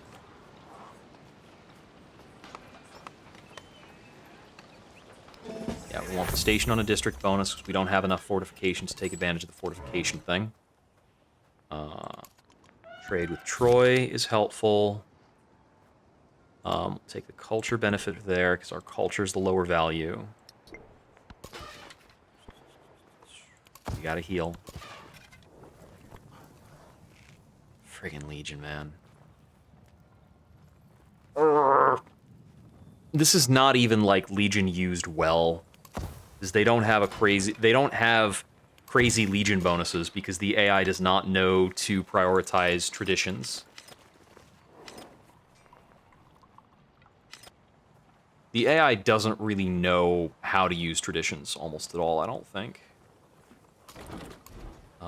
We need more elephants up here. Because these archers are not cutting it. I think that's a problem. I think I've made a mistake in spending time on massing archers here when they're not able to do enough damage to dissuade Legion from just walking forward.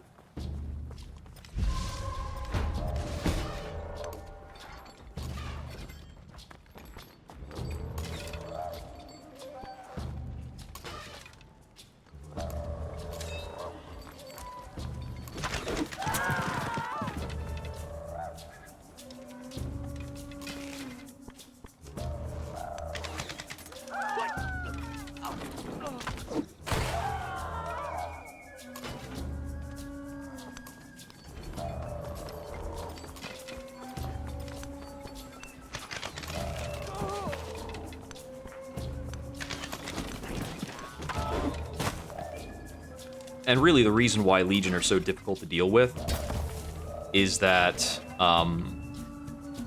there is almost no amount of getting enough range damage out to put them down is just intensely difficult.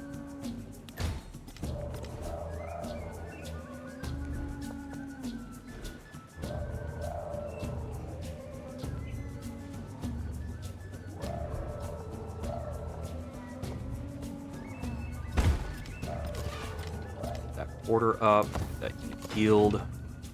I can't really justify that attack, so fortify.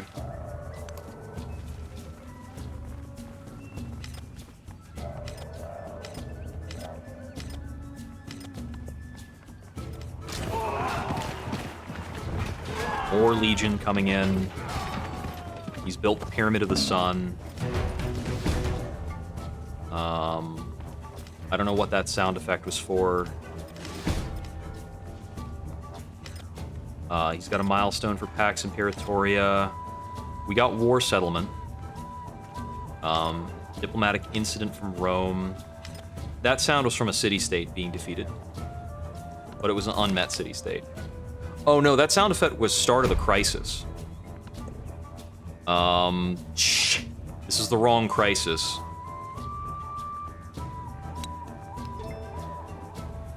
We really wanted this to be Overexpansion Crisis, because Xerxes would start bleeding.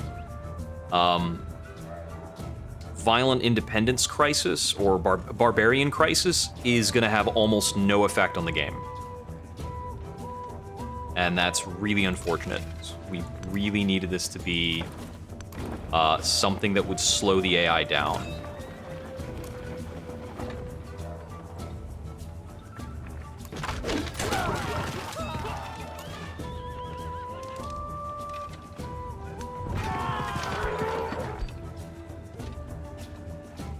Even with the first strikes bonus, we didn't kill that unit. Wow.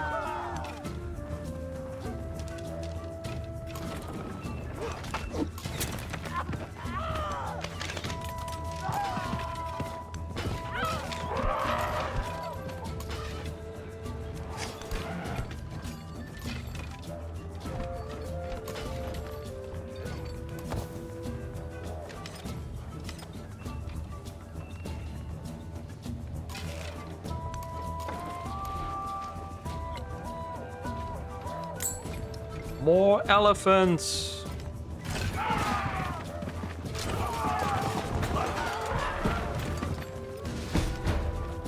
Lost a unit there, just the one. Remain less interested in who we imagine. I'll take this healing effect. I think I've been pushed back into my city to an extent that I qualify for it. So we need to start taking advantage of that.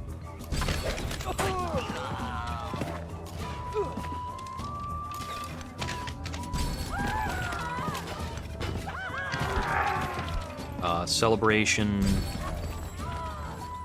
be building construction. We're gonna take combat strength for fortified districts? No, we'll take oratory.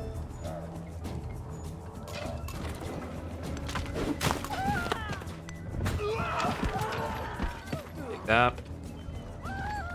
You're out of here.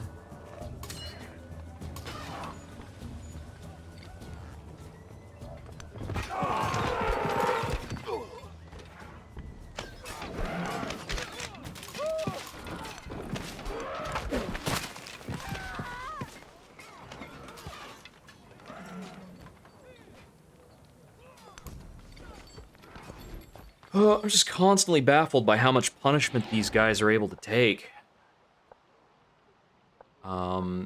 This is a good amphitheater build, pretty sure.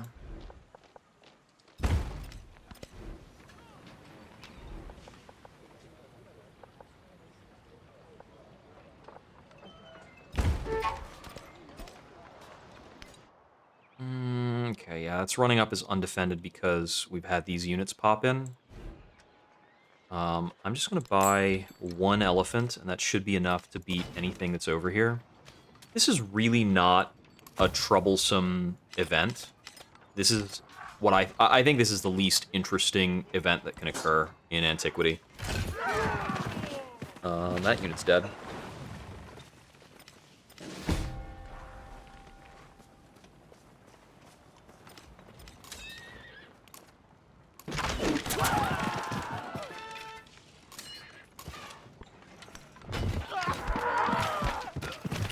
Legion will just turn back around on me. But I appear to have actually made forward progress. Interesting.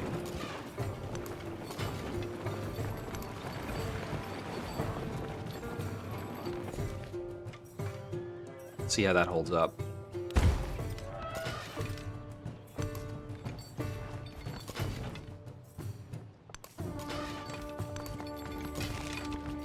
We are in celebration right now. And the power bump is pretty real. Like, a +5 swing is quite substantial. There's so many Legion. I still couldn't get there to pillage the iron. I'm so pissed off that he has 5 iron. It's crazy.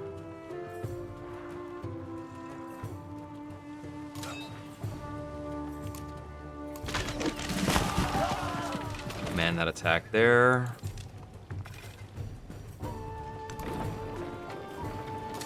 Another promotion. One more promotion and he gets the +5 combat strength boost.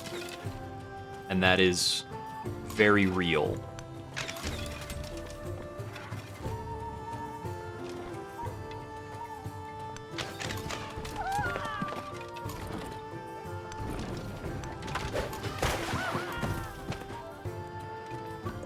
I'm really trying to gun for that iron tile for the extra, like, 1-point swing on his army. Can we build a villa there? I think that's acceptable. Netting +5 happiness, pretty good.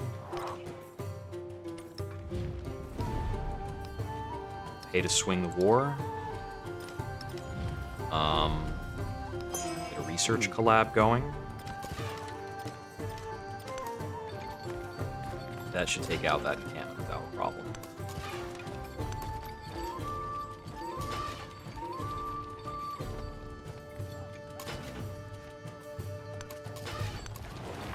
Swap those units around.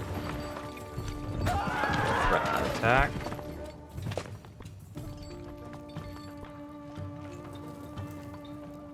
I'm gonna use Zone of Control to prevent him from running in on that archer.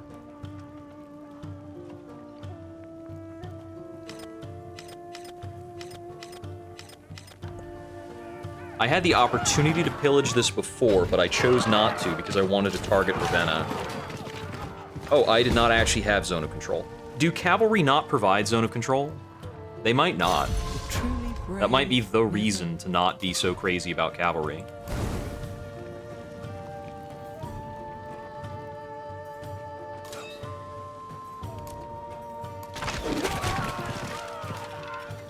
actually took out a legion with ranged damage. Holy crap, that never works.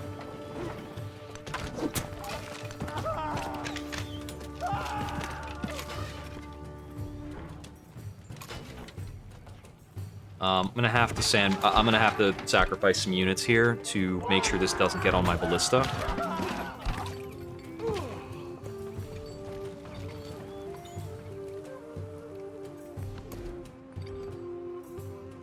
We go for ironworking for the unit upgrade. If I get the units upgraded, that's another, like, +5 combat strength over him.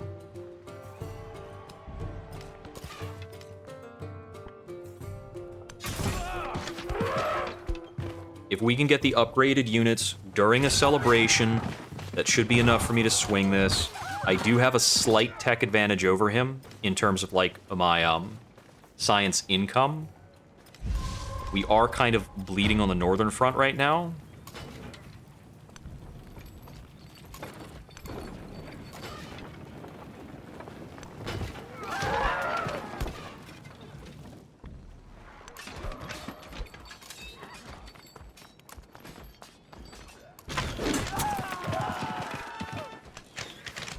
I want to get his unit count down at about any cost at the moment. I'm just, like, going all in for it.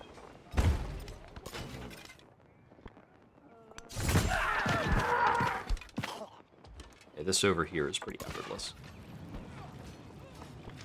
I can't make a good attack on Ravenna. That's a reasonable attack to make.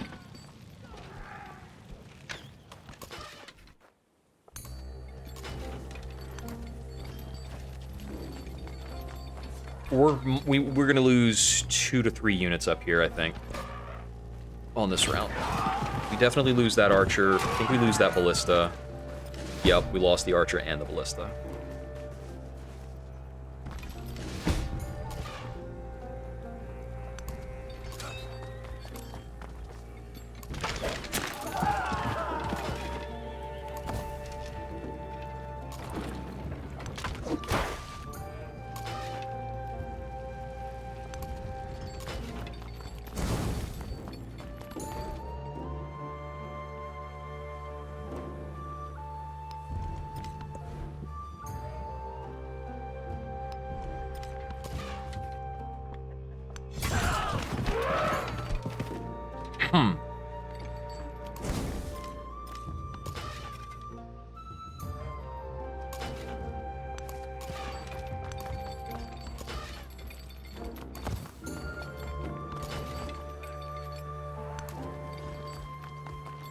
Okay, this front up here is stabilized until he marches in the next round of units.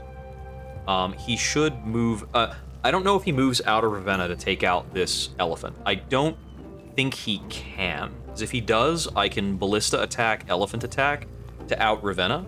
I don't think he wins that attack, and I don't think he has the movement to make that attack because of the cliff. That should allow me to pillage the clay pit, and after that, I have a good siege.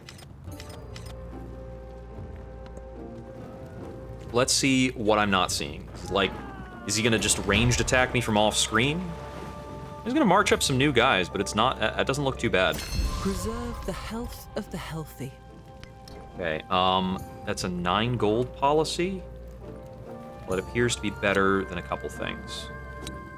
Drills doesn't do anything for me because it's infantry and range, and I'm just building cavalry.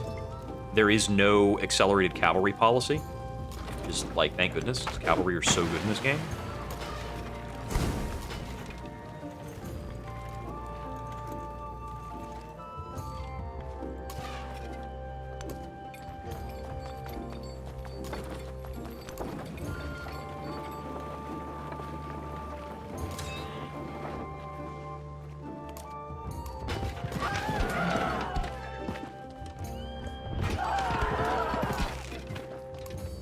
Okay, the extra healing should help me actually get these units back up to fighting fit.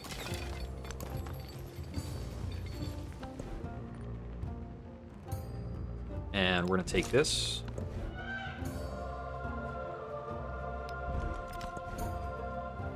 So, going into the second era, the extra happiness from the ageless buildings and the extra happiness from the traditions should give me a lot of power.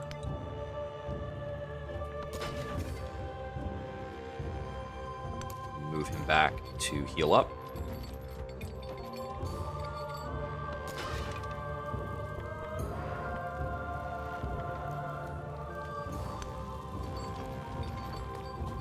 No, he should actually stand where he was.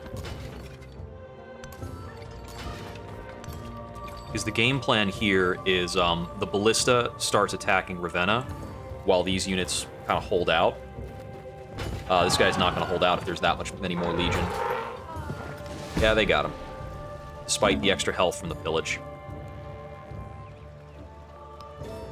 Got flooding. It's pretty okay. I don't even think I lost anything from that, really. Oh, look, another 2 Legion up here. Cool, cool, cool, cool, cool, cool, cool. Very reasonable.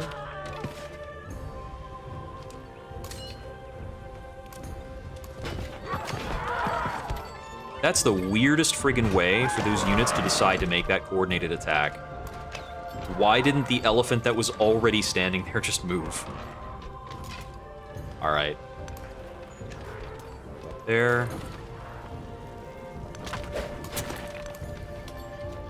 Here.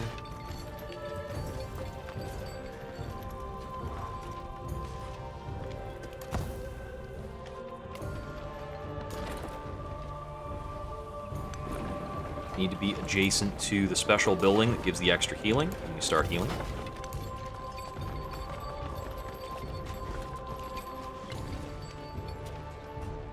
I want to buy a second ballista so that we can help Ravenna with 2 ballistas.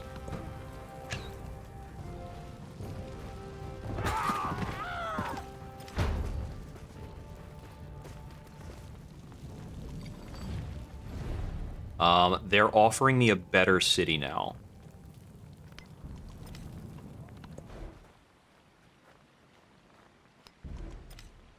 We're pretty late into Antiquity.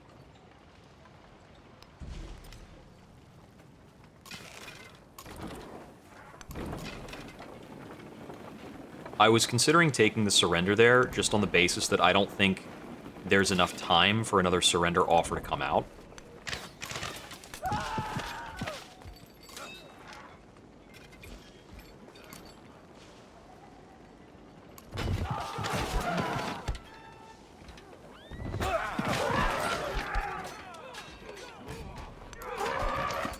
Look at all these Legion. It's so crazy.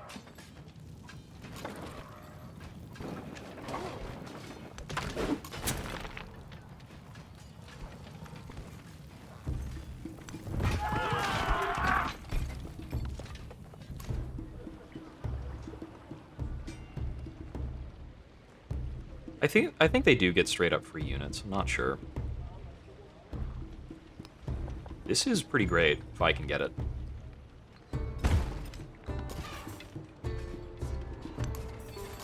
The fact that it's taking this long for the pyramids to be built tells me that the AI just doesn't have a valid tile for it. But we can take advantage of that, possibly. I feel like these city-states have done basically nothing to attack. He's got units, but he's not sending them after Benjamin Franklin.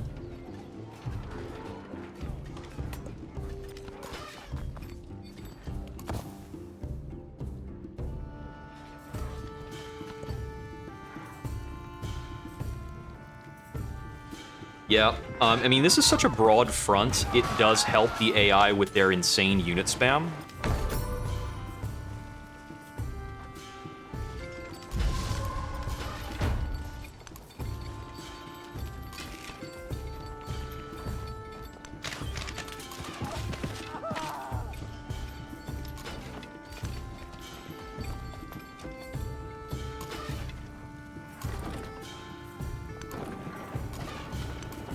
I'm just not able to get advantage with enough consistency to take anything.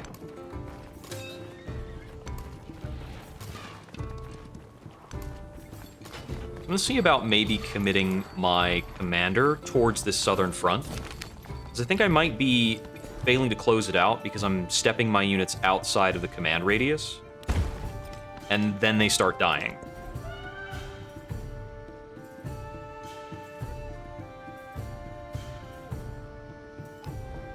Is that a saw pit that I want to build? Oh, not really. Maybe. It's an okay bath option. Units. It's probably just units.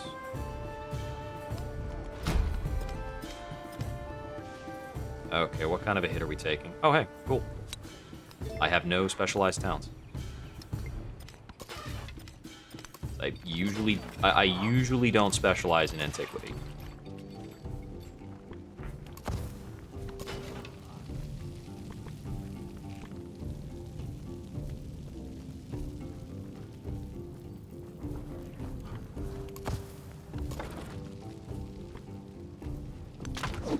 Hiya.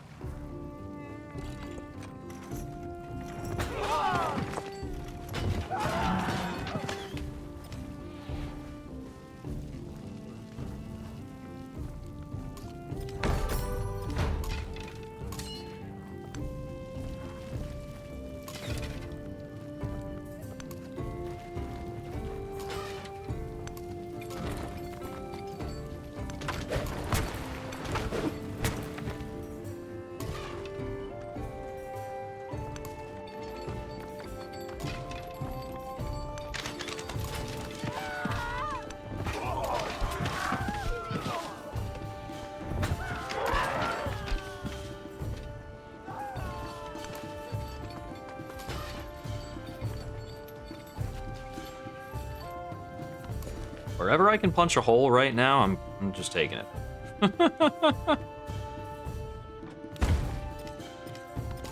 That town has been pretty slow to grow. Pretty slow growing. Gonna need to rotate some units out here, or I'm just gonna lose some guys.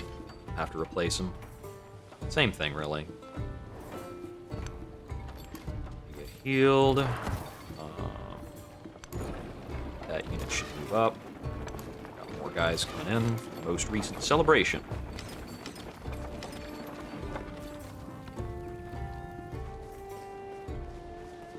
I mean, I'm not surprised if I'm unable to take his capital, but I did want to take Ravenna down here. So I even think his defensive Ravenna, like, his placement of Ravenna, his defensive Ravenna, both feel kind of half-assed. I kind of just want this to work. Happiness on military buildings is worth plus 12 happiness. I really thought that other effect was going to start, like, netting me something, but I guess not. Okay. Think about what placements are able to work here. I think I actually just move this elephant over here.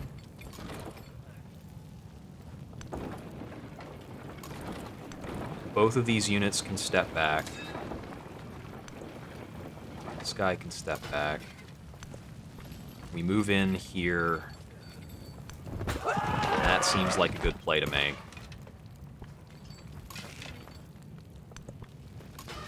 And I think I move like this. Now my units are fairly well protected. And I can make a coordinated shot.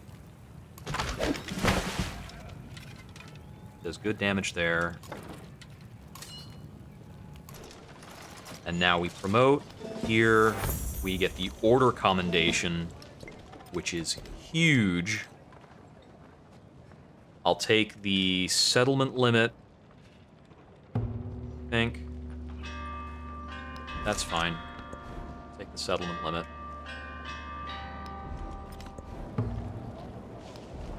If this was any civilization other than the Romans, I feel like I would have already crunched them.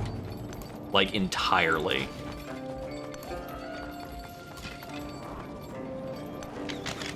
Just anybody but the goddamn Romans.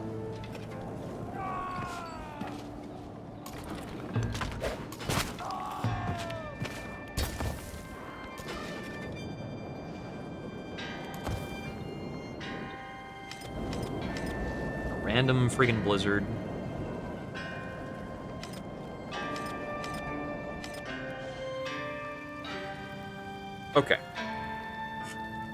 So he's got more than enough guys over here to keep pushing me out of this, I think. He's gonna get a unit over here that threatens my guys. He might make an attack from the water, and he won't. 2 legions is definitely enough to deal with 1 elephant. It's pretty much the ratio that he's been working with this entire time, and it works out in his favor. Ouch. Okay. Yeah.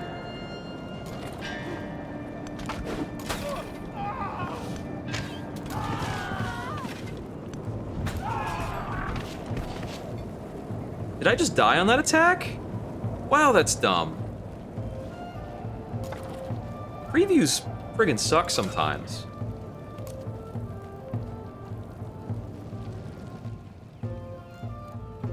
Okay, look. Like, what is... How do I deselect? Just look at other things. Okay.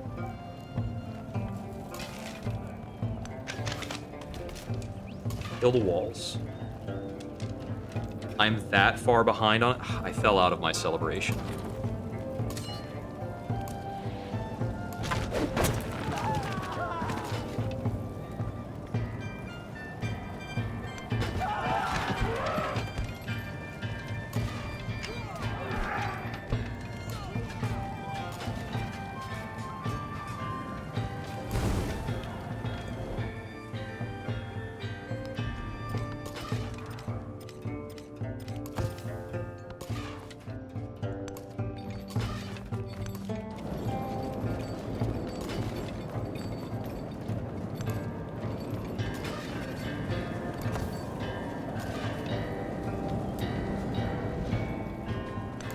Yeah, I think Whoopsie Doodle Blizzard kills everybody was not really something I had prepped for in terms of this war.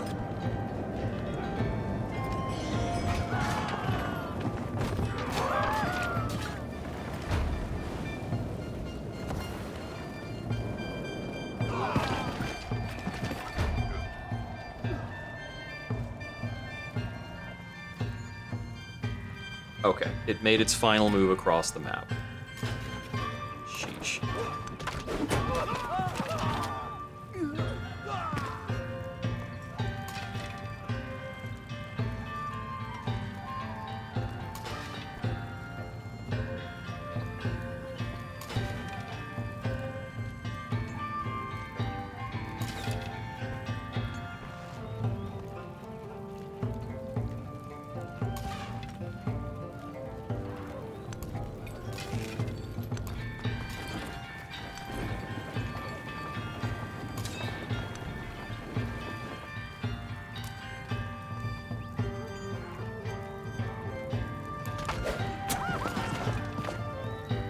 Still a major defeat. Okay.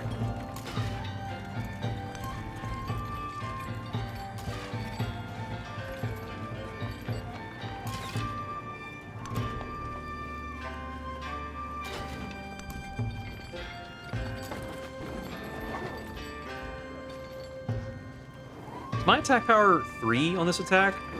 Yeah, okay. Step back and heal. It's not even worth it. What do I need to repair here? The things I need to repair are not important enough for me to spend money on it. I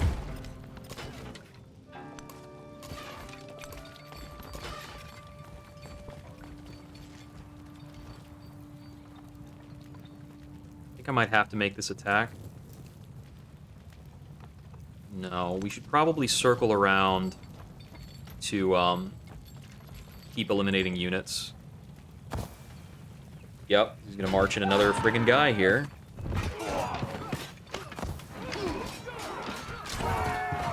Killed that archer.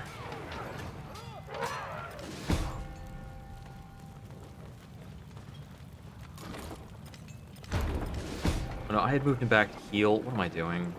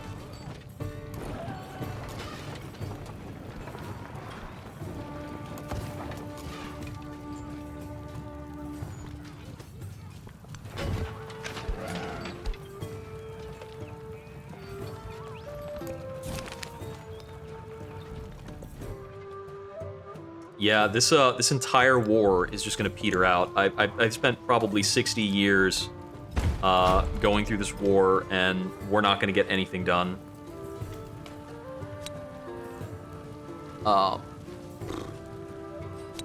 Probably take rebellious commanders and not have a happiness problem in any of our towns,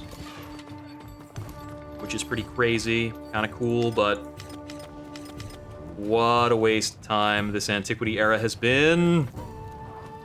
Fucking Romans.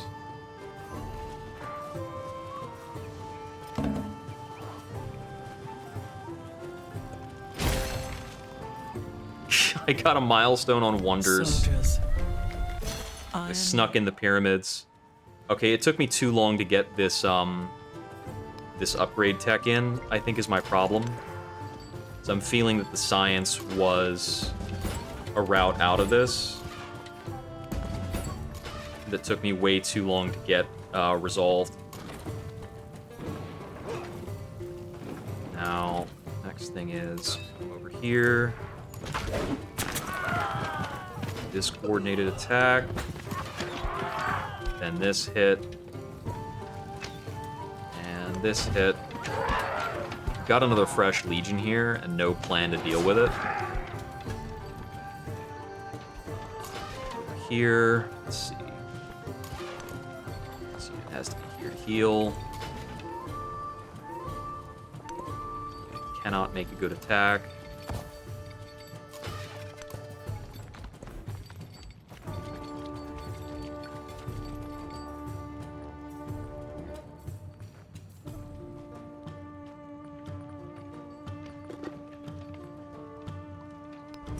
Yeah, I think overall, I have like equal or higher science than like most of the AI, and yet I still am not able to like achieve something scientifically fast enough to get a military advantage.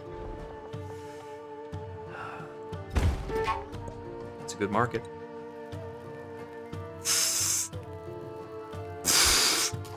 Also this.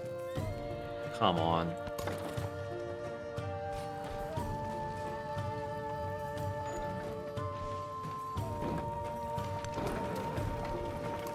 This entire event is worthless at threatening the AI in any way, and then, like, this can happen. Here, go attack somebody else.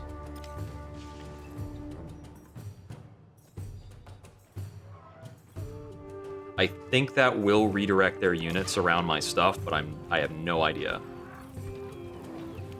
That is just hope. But I'm not really able to buy enough stuff to contend with that. It's funny, I sent these guys on the move forever ago.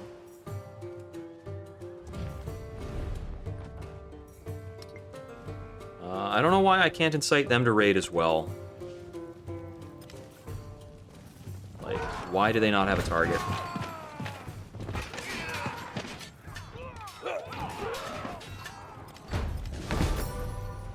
Why do I not just play the Romans all the time?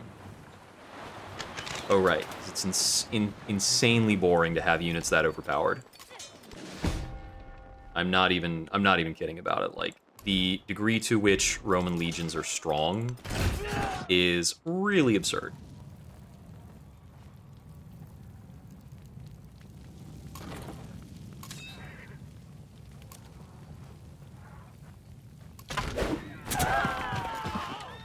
This is mine.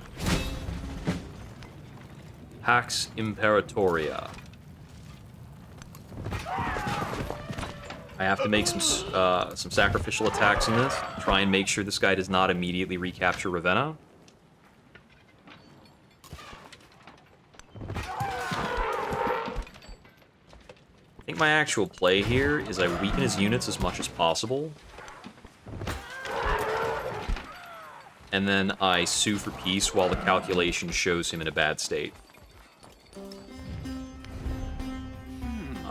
Say, you need to... okay, so he's going to let me keep Ravenna, at the very least. I can request some cities here. I've got leverage. So, let me see. Puteoli's in a bad spot for him.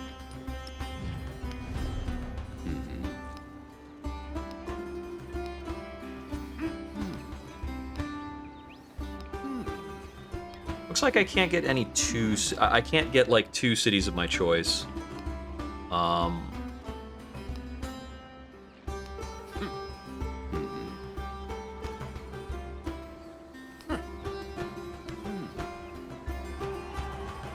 capital proposal.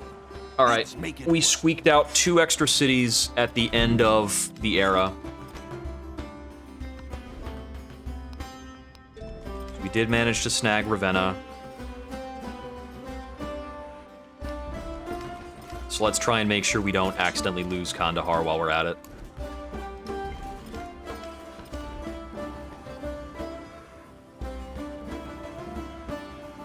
I don't think we have 9 turns to build Oracle, but I'm gonna try. Let's turn 121. We've got 10% away. That might work.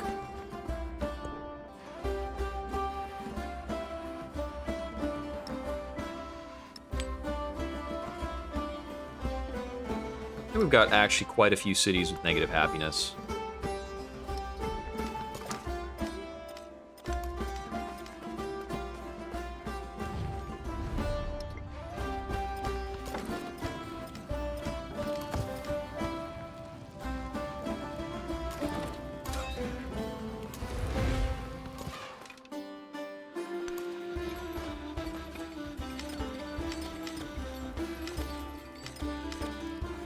It's like Jose Rizal went to declared war on Benjamin Franklin.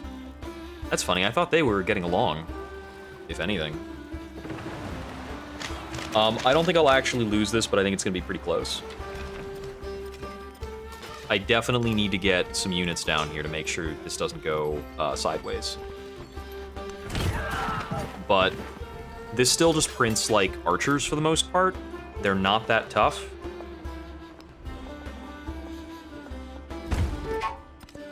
Solid market garden.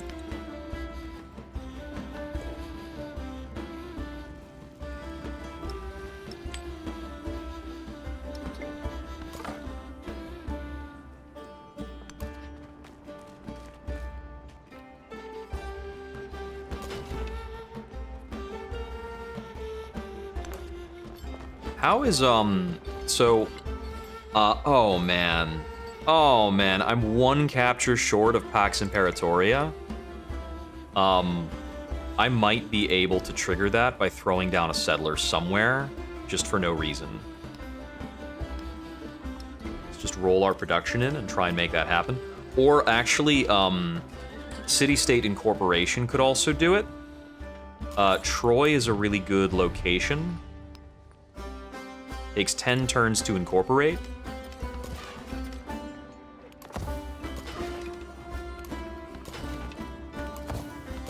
We're gonna try everything we can, see if we can make something happen. I think that unit upgrade's not gonna be worth it. We're gonna make sure we have a full contingent packed in with this army commander. Having a level 8 army commander is pretty cool. I've been upkeeping the war to a pretty good extent to make that happen. This is considered undefended because there are units down here, I'm guessing.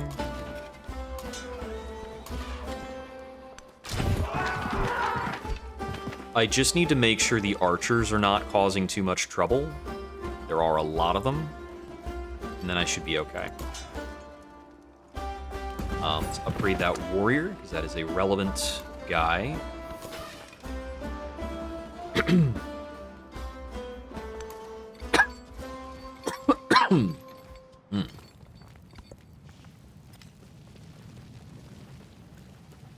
So I think when we go into the next era, we're going to want to commit to war against Ben Franklin pretty soon and hope that he has a less advantageous, like, carryover. We hit the scientific milestone. How are we on other milestones? Okay, we're 2 short on an econ milestone.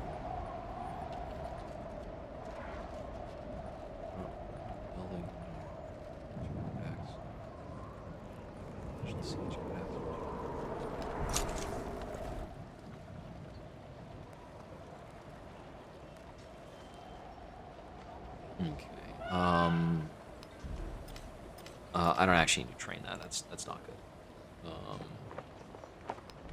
I think I might just build an arena out over here. Looks good.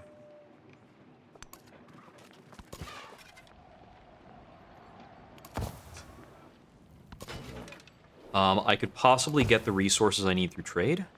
Actually, I think if I had more slots to put things in, I could get there. So if I had a camel, I could get the breakpoint.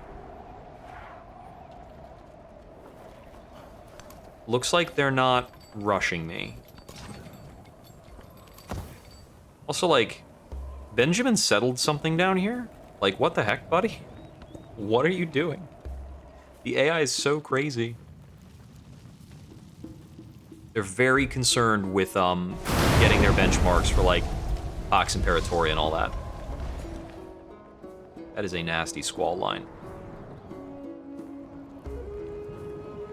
I mean, I wasn't going to claim that Jade from my stuff anyway.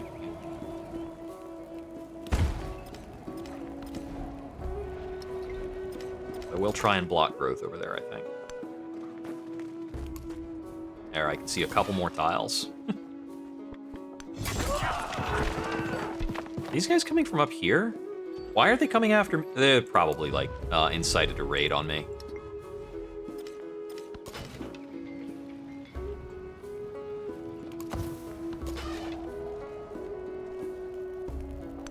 Make sure we block off this archer. I don't know what he wants to do.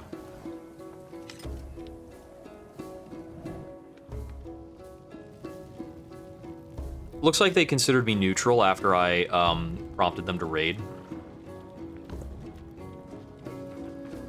Okay, that's going to trigger and give me +5 happiness everywhere. It's going to get me out of the unhappiness in a couple places that are problematic. Ah, it revolted. A servant in duty, I am not a surprised relative that they revolted down here. Given, you know, the crazy barbarian presence, the fact that this is an insane settle. Okay, we'll take the militaristic point, which gives me the settlement limit. And we'll go for entertainment, that's also worth a settlement limit.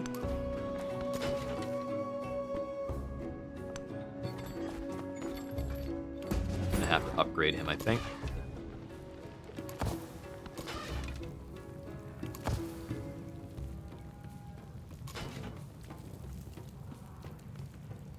Repairing things in Ravenna will not get me the slots I need in order to get the Silk Road.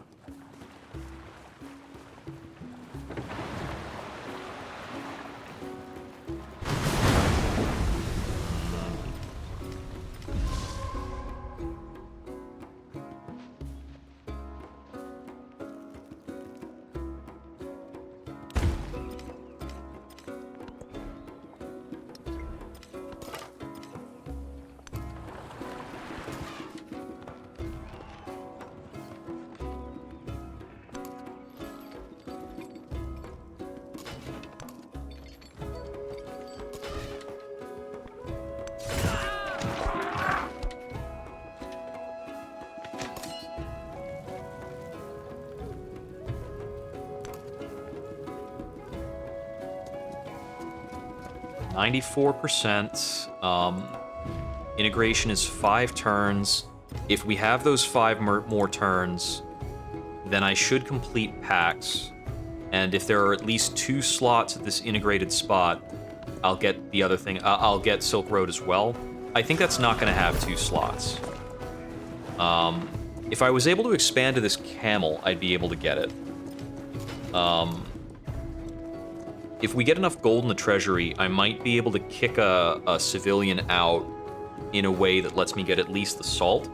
If I kicked out 2 civilians, I could get the salt and the camels, so I would need about 440 gold to do that. I think that might take me a little too long to accomplish.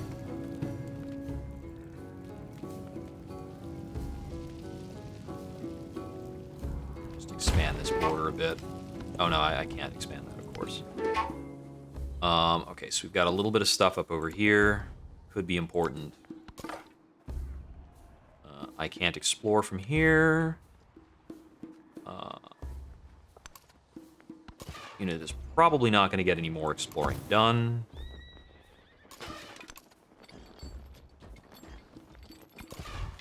I don't know what those units are going to do. Anything. It's like that's dealt with. Military training.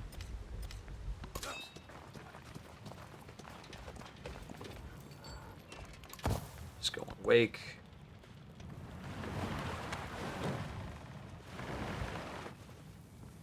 There's theoretically enough time for Ben to, like, re-war deck us. The truly brave never boast. Happiness on happiness buildings should be helpful. We'll try and grab another codex. See if we can hit another benchmark. We go for food. Looks like conscription can matter now. I'm gonna do that.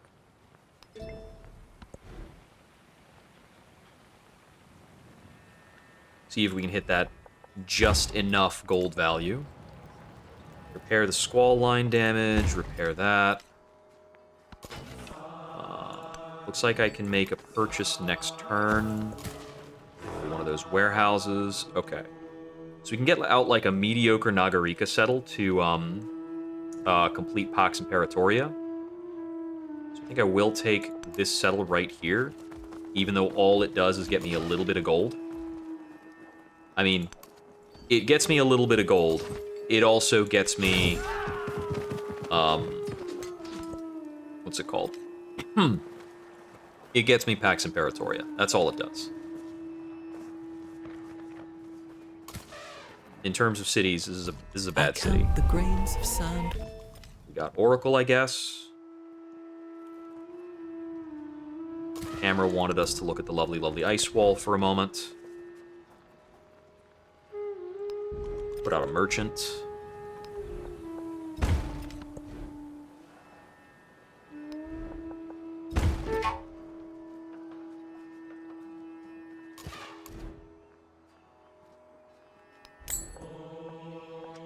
I can't actually kick out a unit because I only have rural connections here.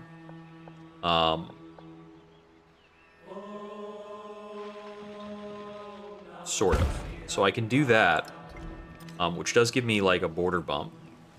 I guess I would have to do a border bump and a kick out, or 2 kickouts. So this can be a kick out, but I can't kick out over there without a lot more buildings. Okay, that's not a real threat on me. They're not actually coming after me. This area down here is weird. There's a ton of archers around, but they're not actually attacking me.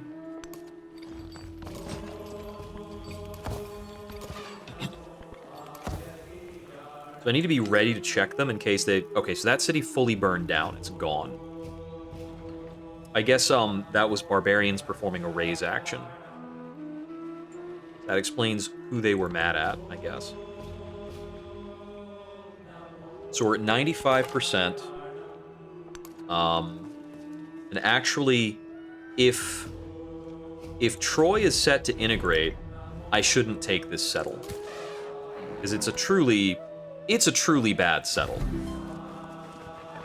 I would be kind of upset to have that city operating against my cap in the next age. Oh, aha. There we go. Now we just buy the kick out, get the camels, and that completes that. Gonna buy ancient walls.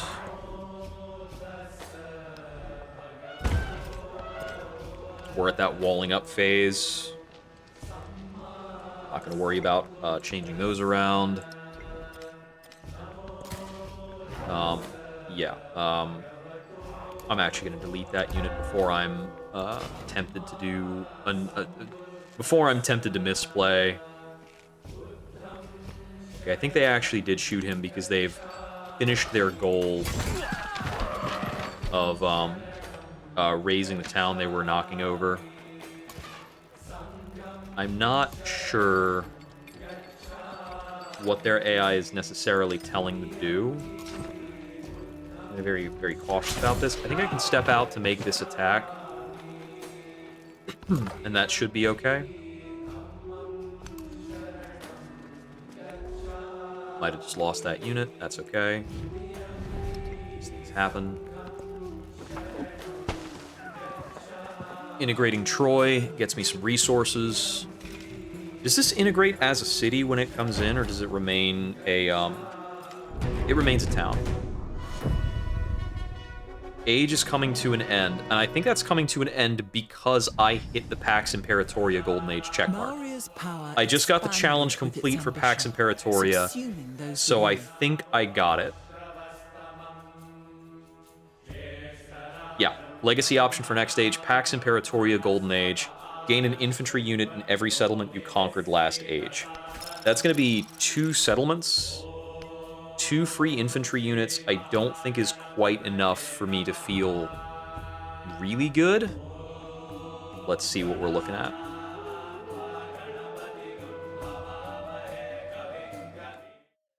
Okay. So, between our options, the one I'm most excited about playing is Mongolia, because we do have a Mongolian unique cavalry. Now, this is a ranged unit that counts as cavalry, so I'm hoping that is what spawns for free, but I'm not sure if it is what will spawn for free. In terms of our other options, there is nobody else available to us that has... Well, the other group available to us that has a unique cavalry is the Norman. Charlemagne of Normandy is kind of insanely good, because you're spawning Chevaliers for free from dungeons. It's actually probably better. Let's see. Do I want to just play the Normans? You know, the thing is, if I don't play the Normans, I will probably be complaining to myself the entire time that I could have played the Normans. I've been wanting to play the Mongolians. When you capture an opposing settlement, gain the strongest cavalry unit you can train. And then the extra points towards non-sufficit for conquering the homelands. We're sending it. Going Mongolian. If the effect of